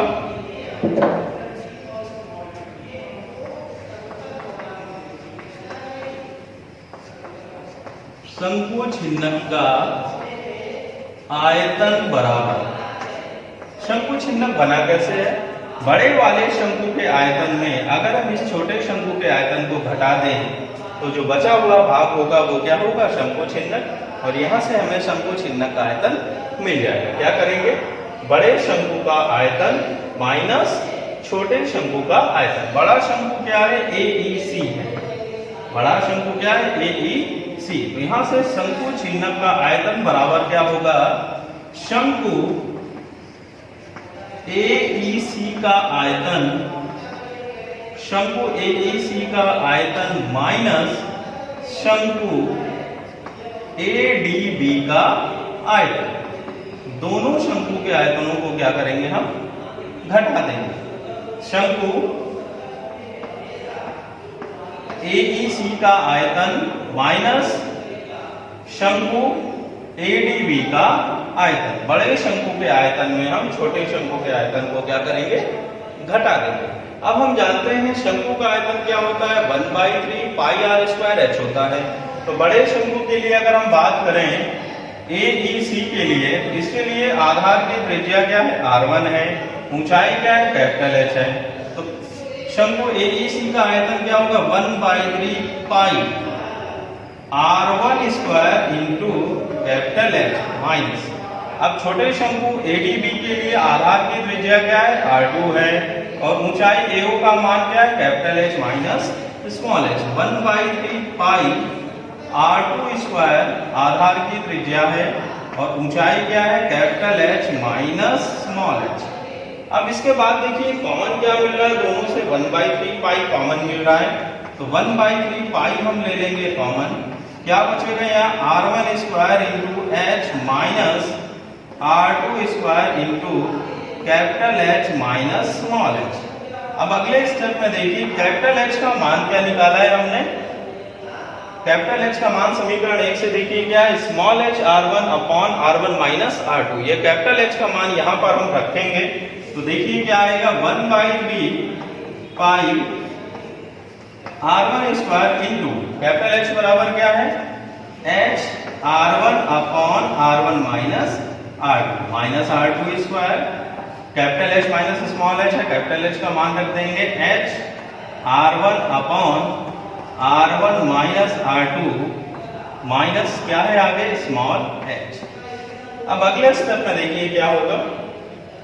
R1 स्क्वायर इंटू R1 क्या होगा? शंकुछिन्नक का आयतन B बराबर क्या होगा? R1 स्क्वायर इंटू 1/3 पाई है R1 स्क्वायर इंटू R1 क्या होगा? R1 cube. तो ये हो जाएगा H R1 cube upon R1 minus R2 minus. तो यहां पर देखिए H कॉमन ले लेंगे तो क्या बचेगा R2 स्क्वायर इंटू एच। यहाँ देखिए R1 upon R1 minus R2 है, यहाँ पर 1 अपॉन 1 देखिए बचेगा क्या यहाँ पर R1 upon R1 minus R2 minus 1 upon 1 ले लेंगे, एलसीएम ले लेंगे। अगले स्टेप में देखिए क्या होगा 1/3 पाई h R1 cube upon R1 minus R2 minus R2 square into H. LCM ले लेंगे यहाँ पर हम R1 माइनस R2 से कैंसिल होगा, एक बार जाएगा, बचेगा R1 माइनस 1 से डिवाइड करेंगे R1 माइनस R2 में, R1 माइनस R2 बार जाएगा। R1 माइनस R2 से जब हम मल्टीप्लाई करेंगे तो माइनस ब्रैकेट रहेगा, R1 माइनस R2 आ जाएगा। अगले स्टेप में देखिए क्या होगा, इसको हम रफ कर देते हैं। अगले स्टेप में देखिए क्या आएगा 1/3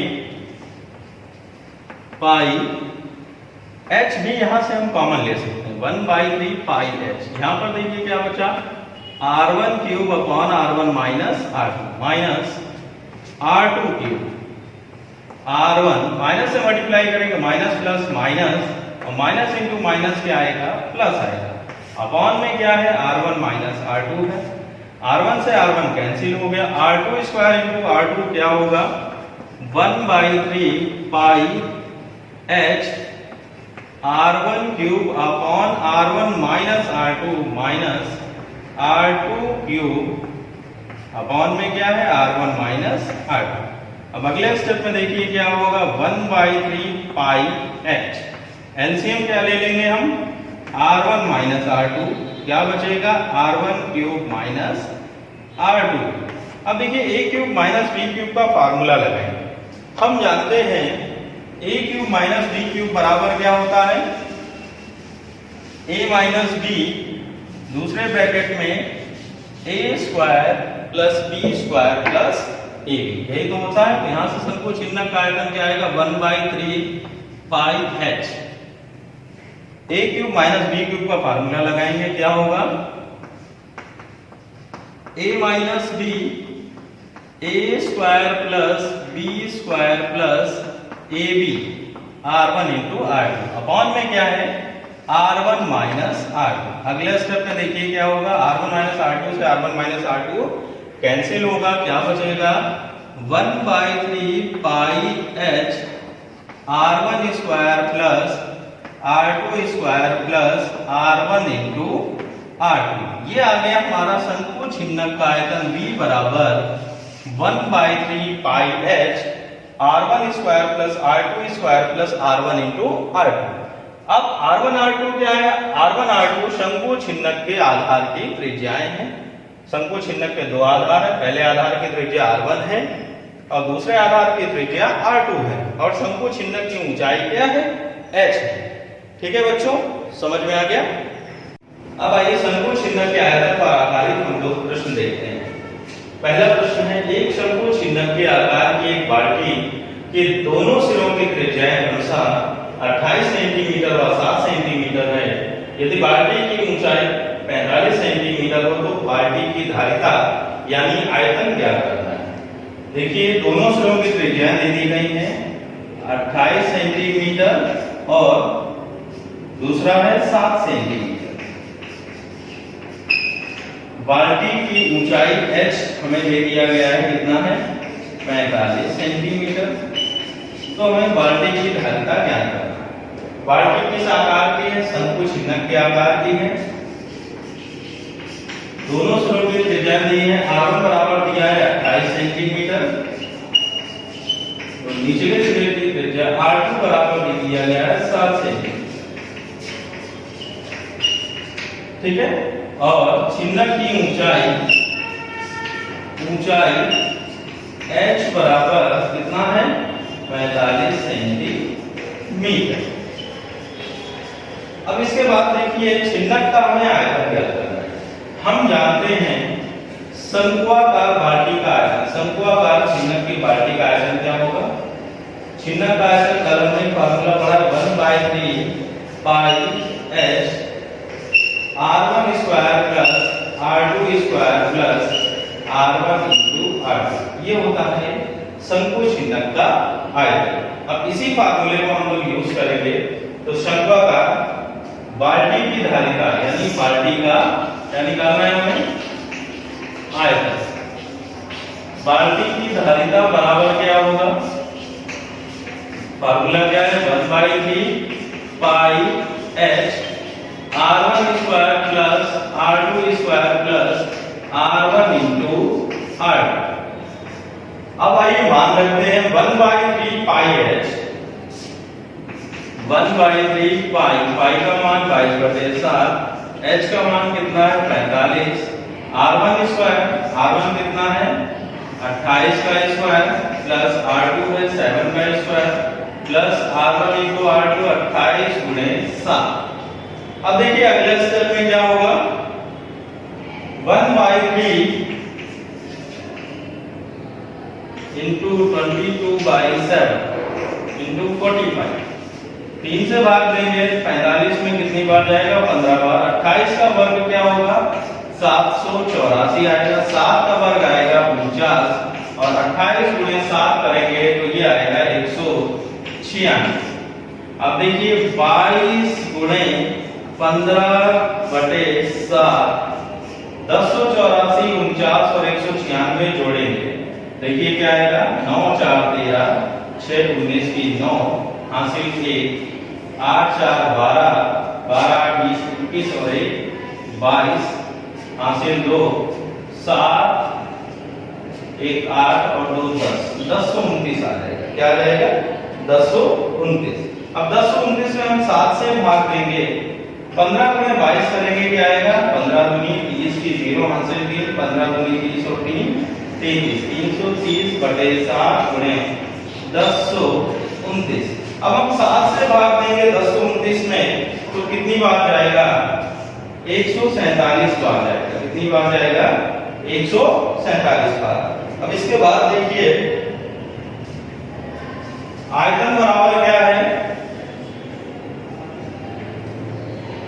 बाल्टी की धारिता, बाल्टी की धारिता बराबर क्या है 330 गुणे 147। क्या है 330 गुणे 147, गुणा करने पर ये आ जाएगा 48,510 घन सेंटीमीटर। क्योंकि आयतन की यूनिट क्या होगी, घन इकाई होगी, घन सेंटीमीटर। तो यहाँ पर मिल गया हमें बाल्टी की धारिता। तो बाल्टी किस आकार की है, शंक्वाकार चिन्ह के आकार की है। ठीक है बच्चों।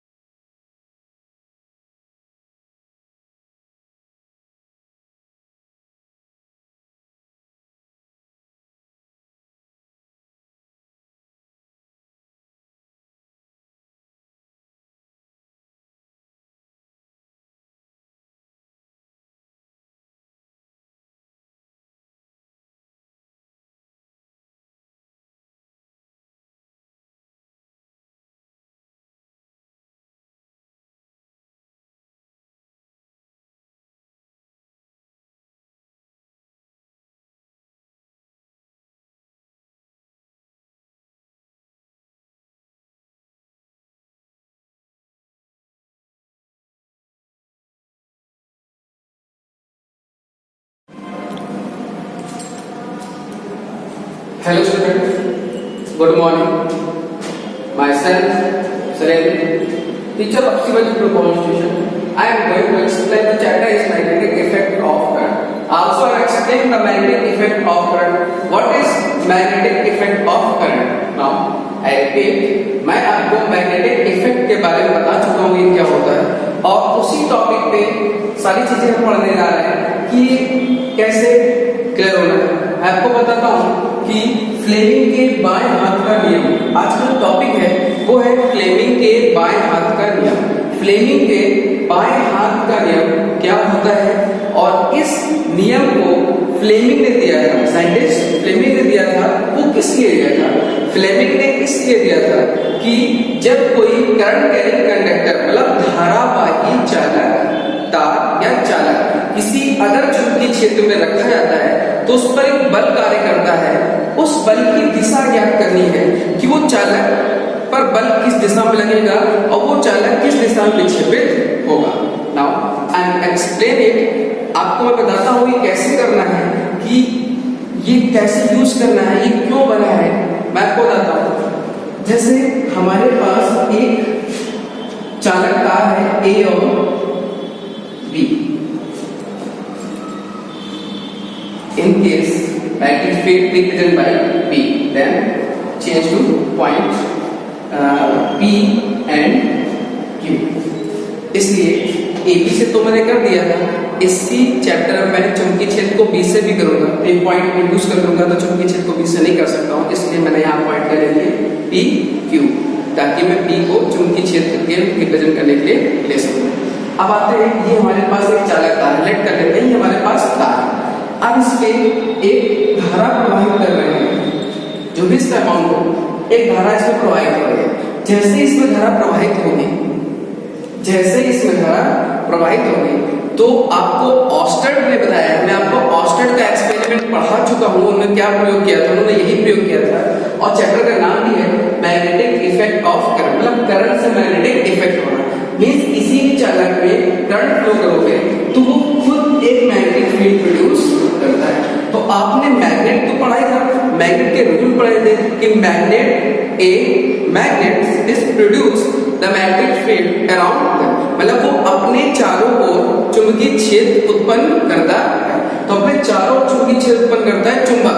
अब यहाँ पर कौन कर रहा है? चालक तार। लेकिन कब कर रहा है? जिसमें धारा प्रवाहित हो रही है। जब इस चालक तार में हम धारा प्रवाहित करते हैं तो वो चुंबकीय क्षेत्र उत्पन्न करता है। तो एज ये मैग्नेट है, इस समय आपको पता है जब एक मैग्नेट दूसरे मैग्नेट के पास जाता है, मींस जब एक मैग्नेट दूसरे मैग्नेट के चुंबकीय क्षेत्र में जाता है तो वहां पर एक बल कार्य करता है, जिससे वो चुंबक या तो आकर्षित होते हैं या तो प्रतिकर्षित होते हैं। ये भी बता चुका हूं मैं कि कब वो आकर्षित होंगे, कब वो प्रतिकर्षित होंगे। जब उनके एक ही जैसे ध्रुव होंगे, उत्तरी ध्रुव तो क्या होगा? प्रतिकर्षित। दक्षिणी ध्रुव पास लाओगे तो क्या होगा? प्रतिकर्षित। जब विपरीत होंगे, एक उत्तरी होगा और एक दक्षिणी, या एक दक्षिणी होगा और एक उत्तरी, ठीक है ना, जब ये एक दूसरे के पास आएंगे तो क्या होंगे? आकर्षित होंगे।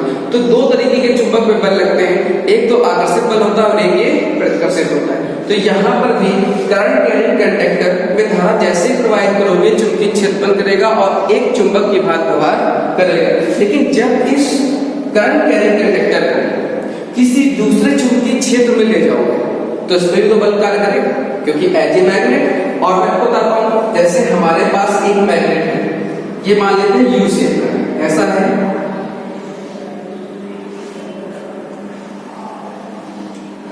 हमारे पास यू शेप का मैग्नेट है, this side north, this side south. इसकी एक साइड नॉर्थ है, एक साइड साउथ है। अब इस यू शेप के मैग्नेट में जो मैग्नेट है इसका आकार यू आकार का है। तो आप बताइए, तो इस चुंबक में चुंबकीय क्षेत्र कहां पर होगा? इसके बीच में होगा कि नहीं होगा? और चुंबकीय क्षेत्र कहां होंगी? नॉर्थ से साउथ। कैसे होंगी? नॉर्थ से साउथ। अब इसी के बीच से अगर हम इस कंडक्टर को ले आते हैं, तो मींस इसी पीक्यू कंडक्टर को मैंने यहां पर रख दिया, ये हो गया हमारे पास P and Q। Clear? P and Q। इसमें करंट की डायरेक्शन क्या होगी? P to Q। ये करंट की डायरेक्शन होगी। अब ये आपको पता है यू शेप के मैग्नेट में चुंबकीय क्षेत्र की दिशा क्या होगी, आपको पता है चुंबकीय क्षेत्र में चुंबकीय बल रेखाएं उत्तरी ध्रुव से कहां जाती है, दक्षिणी ध्रुव पर। तो उत्तरी ध्रुव से दक्षिणी ध्रुव जाने के लिए चुंबकीय क्षेत्र की दिशा हो गई, क्या हो गई, चुंबकीय क्षेत्र की दिशा। ये हमारे पास क्या हो गया, चुंबकीय क्षेत्र। क्लियर। अब जैसे इस कंडक्टर को इसमें रखोगे तो आपको पता है कंडक्टर में करंट फ्लो कर रहा है तो चुंबकीय क्षेत्र बना रहा है। तो जैसे ये चुंबकीय क्षेत्र बनाएगा तो इस चुंबकीय क्षेत्र में इसका चुंबकीय क्षेत्र क्या होगा, एक बल कार्य करेगा। मींस ये चुंबक इस कंडक्टर में क्या लगाएगा, क्योंकि अभी ये कंडक्टर भी क्या है, चुंबक है। ये तार भी हमारे पास क्या है, चालक तार भी है ना, तो चालक तार में धारा प्रवाहित कर रहा है। वो मैंने बताया औसत बताया था कि जब चालक तार में विद्युत धारा प्रवाहित करेंगे तो वो चुंबक के भाग व्यवहार करेगा। तो यहाँ पर ये चालक तार चुंबक के भाग व्यवहार करेगा। तो जब ये चुंबक होगा और ये चुंबक इस पर एक बल लगाएगा, वो बल की दिशा क्या होगी वही तो एक्सप्लेन करना है। तो उस बल की दिशा को ज्ञात करने के लिए हमें फ्लेमिंग के बाएं हाथ मतलब उल्टे हाथ के नियम का यूज करना होता है। फ्लेमिंग के सीधे हाथ का और उल्टे हाथ का दोनों है। तो मैं आपको बताता हूँ, अभी यहाँ पर बल की दिशा निकालनी हो तो धारावाही चालक किसी चुंबकीय क्षेत्र में रखा जाए तो उस पर बल कार्य करता है। उस बल की दिशा ज्ञात करने के लिए हम फ्लेमिंग के लेफ्ट हैंड मतलब बाएं हाथ के नियम का प्रयोग करते हैं। कैसे करते हैं आपको बताता हूँ कि हम अपने बाएं हाथ के अंगूठे उसकी पास की 2 उंगलियां, पहली उंगली को हम तर्जनी कहते हैं, उसके बाद की मध्यमा और बाकी को हम फोल्ड कर लेते हैं। बची कितनी, अंगूठे के पास की 2 उंगलियां। अब इनको हम इस तरह से अरेंजमेंट करते हैं, समायोजित करते हैं कि वो एक दूसरे के क्या हो, लंबवत हो। जैसे देखिए अभी अंगूठा और तर्जनी को देखिए तो एक दूसरे की क्या आ रही है, लंबवत। अब देखिए तर्जनी और माध्यमा, ये हमारी क्या हो गई, माध्यमा, ये क्या हो गई, तर्जनी। ये भी एक दूसरे की कैसी है, लंबवत। तो ये एक दूसरे की कैसी है, लंबवत। तो इस तरीके से आपको फैलाना है ताकि वो एक दूसरे के क्या हो, लंबवत हो। यही तरीका है यूज करने का फ्लेमिंग के बाएं हाथ के नियम का। तो अब पता क्या है, जो तर्जनी होती है, याद करिए तर्जनी जो होती है वो चुंबकीय क्षेत्र को प्रदर्शित करती है। चुंबकीय क्षेत्र किस तरह से करते हैं, बेस। जो तर्जनी है वो चुंबकीय क्षेत्र को प्रदर्शित करती है। जो ये माध्यमा है वो माध्यमा जो है वो विद्युत धारा का सिंबल क्या होता है, वेक्टर। तो तर्जनी चुंबकीय क्षेत्र को, माध्यमा विद्युत धारा को प्रदर्शित करेगी।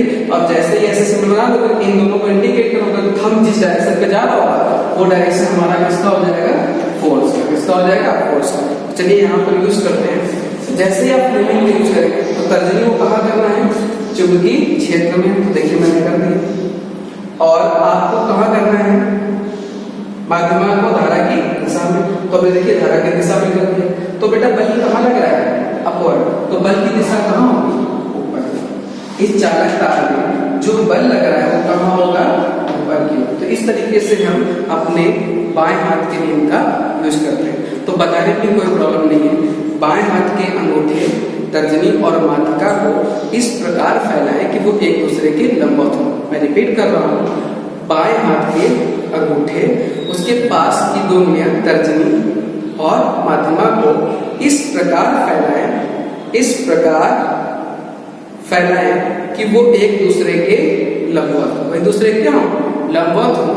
तो तर्जनी चुंबकीय क्षेत्र, माध्यमा विद्युत धारा को प्रदर्शित करेगी, तो अंगूठा चालक पे लगने वाले बल को प्रदर्शित करेगा। यही फ्लेमिंग के बाएं हाथ का नियम है। अपने बाएं हाथ के अंगूठे तर्जनी और माध्यमा को इस प्रकार फैलाएं कि तर्जनी चुंबकीय क्षेत्र को माध्यमा विद्युत धारा को प्रदर्शित करे, तो अंगूठा चालक पे लगने वाले बल को प्रदर्शित करेगा। इस तरीके से आपको लिखा गया है, जब बाएं हाथ के अंगूठे तर्जनी और माध्यिका, ठीक है, माध्यिका है, हम माध्यमा बोलेंगे, क्या बोलेंगे, माध्यमा। क्या बोलेंगे, माध्यमा। क्या बोलेंगे, माध्यमा। ये हमारी क्या होगी, माध्यमा को इस प्रकार है, क्या बोले, माध्यिका ही बोल सकते हैं लेकिन माध्यमा ही करेक्ट होता है। जब बाएं हाथ के अंगूठे तर्जनी और माध्यमा को इस प्रकार फैलाएं, लिखा हुआ है इस प्रकार फैलाएं कि वो एक दूसरे के क्या हो, लंबवत, एक दूसरे के क्या हो, लंबवत हो। तो तर्जनी चुंबकीय क्षेत्र को, तो तर्जनी चुंबकीय क्षेत्र को माध्यमा चालक में प्रवाहित धारा की दिशा, तो अंगूठा चालक में लगने वाले बल की दिशा को प्रदर्शित करेगा। जब आप कहीं पर भी बल निकालना हो तो इन दोनों को सेट करने के बाद अंगूठा जिस डायरेक्शन में जाने लगेगा बस उसी डायरेक्शन में बल की दिशा होगी। तो आप नोट कर सकते हैं।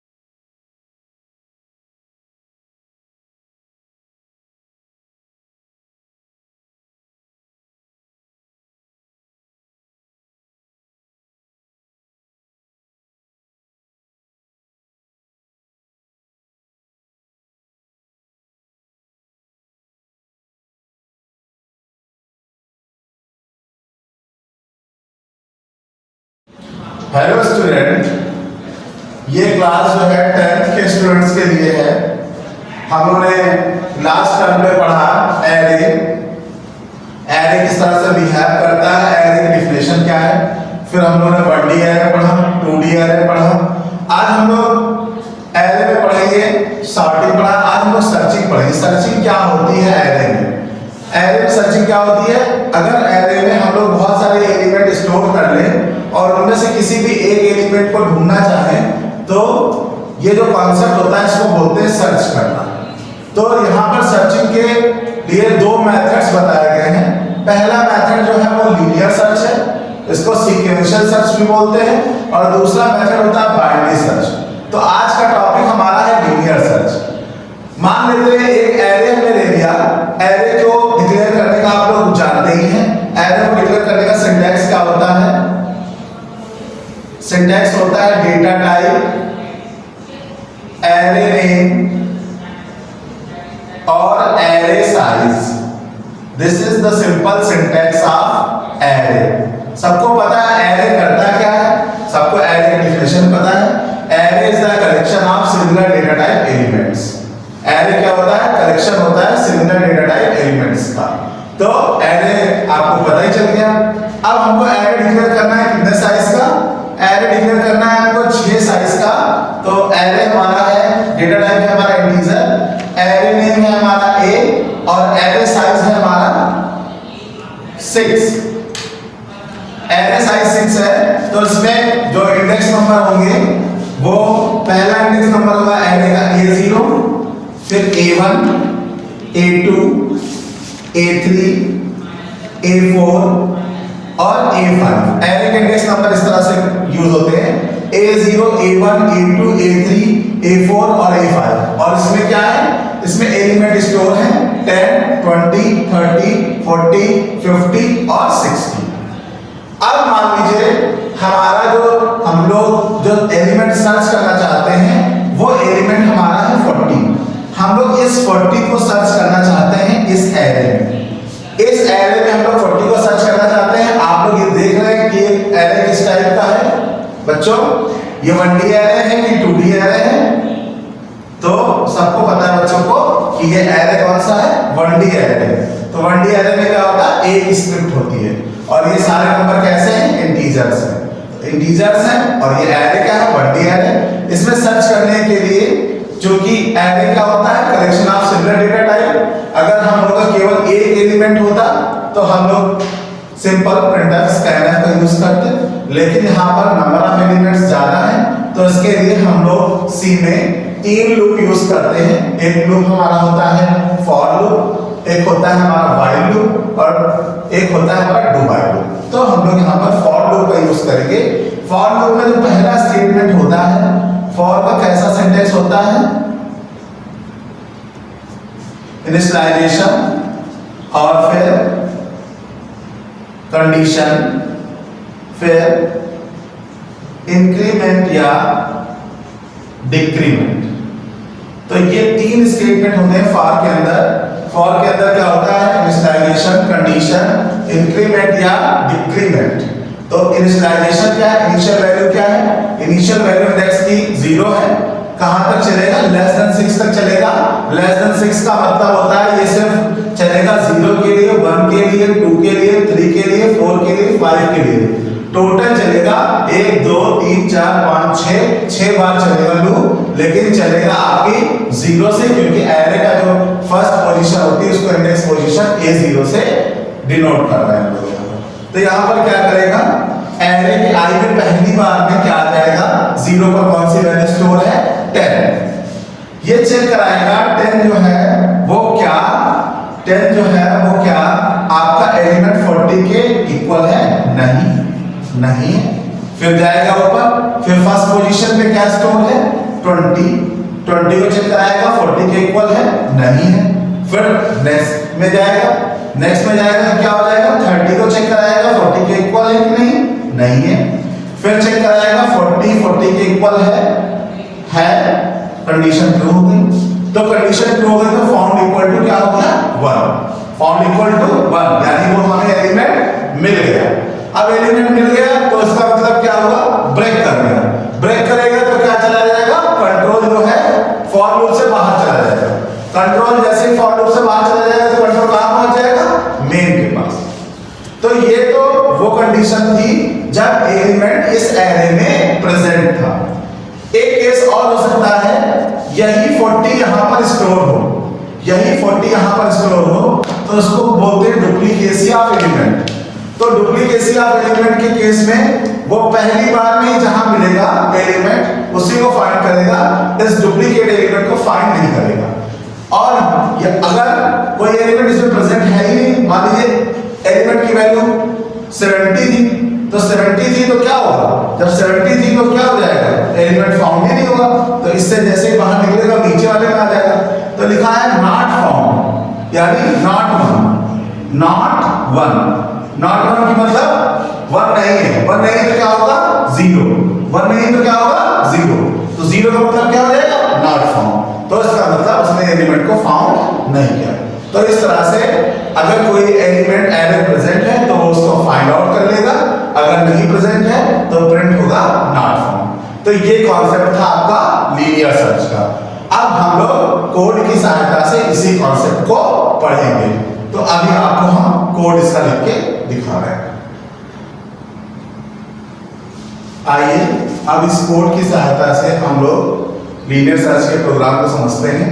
इसमें देखिए सबसे पहले लिखा है #include stdio.h। इसमें standard input output function store होते हैं जैसे प्रिंटफ, स्कैनफ। और #include convol.h इसमें CLR SCR होता है जो आउटपुट स्क्रीन को क्लियर करता है। उसके बाद देखिए हमने एक एरे दिया है, data type array name, array size int num10, एक i वेरिएबल लिया है वो भी इंटीजर टाइप का है, पोजीशन ली है -1 और एक वैल्यू ली है जिसको हमको सर्च करना है। सबसे पहले 10 नंबर्स को हम लोग इनपुट कराएंगे फॉर लूप की सहायता से। सबसे पहले 0 पे नंबर एक इनपुट होगा, फिर 1 पे, फिर 2 पे, फिर 3 पे। आइए देखते हैं ग्राफिकल रिप्रेजेंटेशन कैसे ही होगा।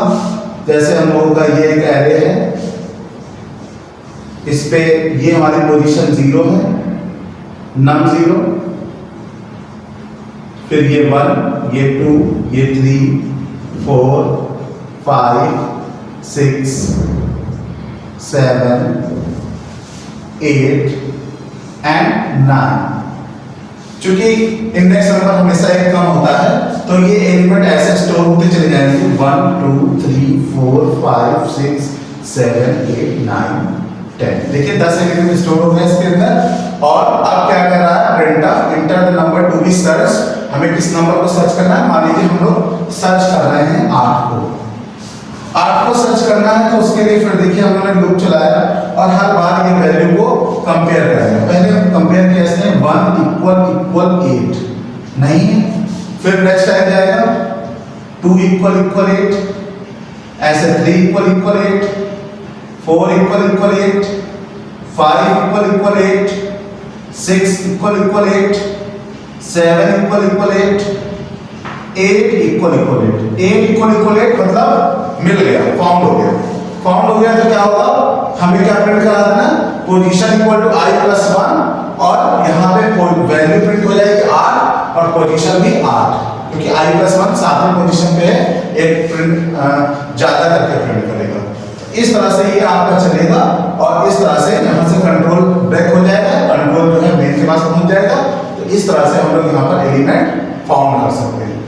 अगर हमने ले लिया, जैसे हमने यहाँ पे ले लिया 11, तो 11 में क्या होगा, ये पूरा 10 टाइम चलेगा, 10 टाइम चलेगा, उसका ब्रेक होगा, कंट्रोल मेन के पास पहुंच जाएगा, पोजीशन = -1 हो जाएगी, शुरुआत में आ जाएगा और लिख देगा द एलिमेंट % नॉट फाउंड और वैल्यू प्रिंट करा देगा 11। तो इस तरह से ये हमारा सर्चिंग का प्रोग्राम वर्क करेगा और ये हमारी लीनियर सर्च हो गई। इस तरह से नेक्स्ट टर्म पे हम लोग बाइनरी सर्च पढ़ेंगे और बाइनरी सर्च के कॉन्सेप्ट को समझेंगे। Thank you class.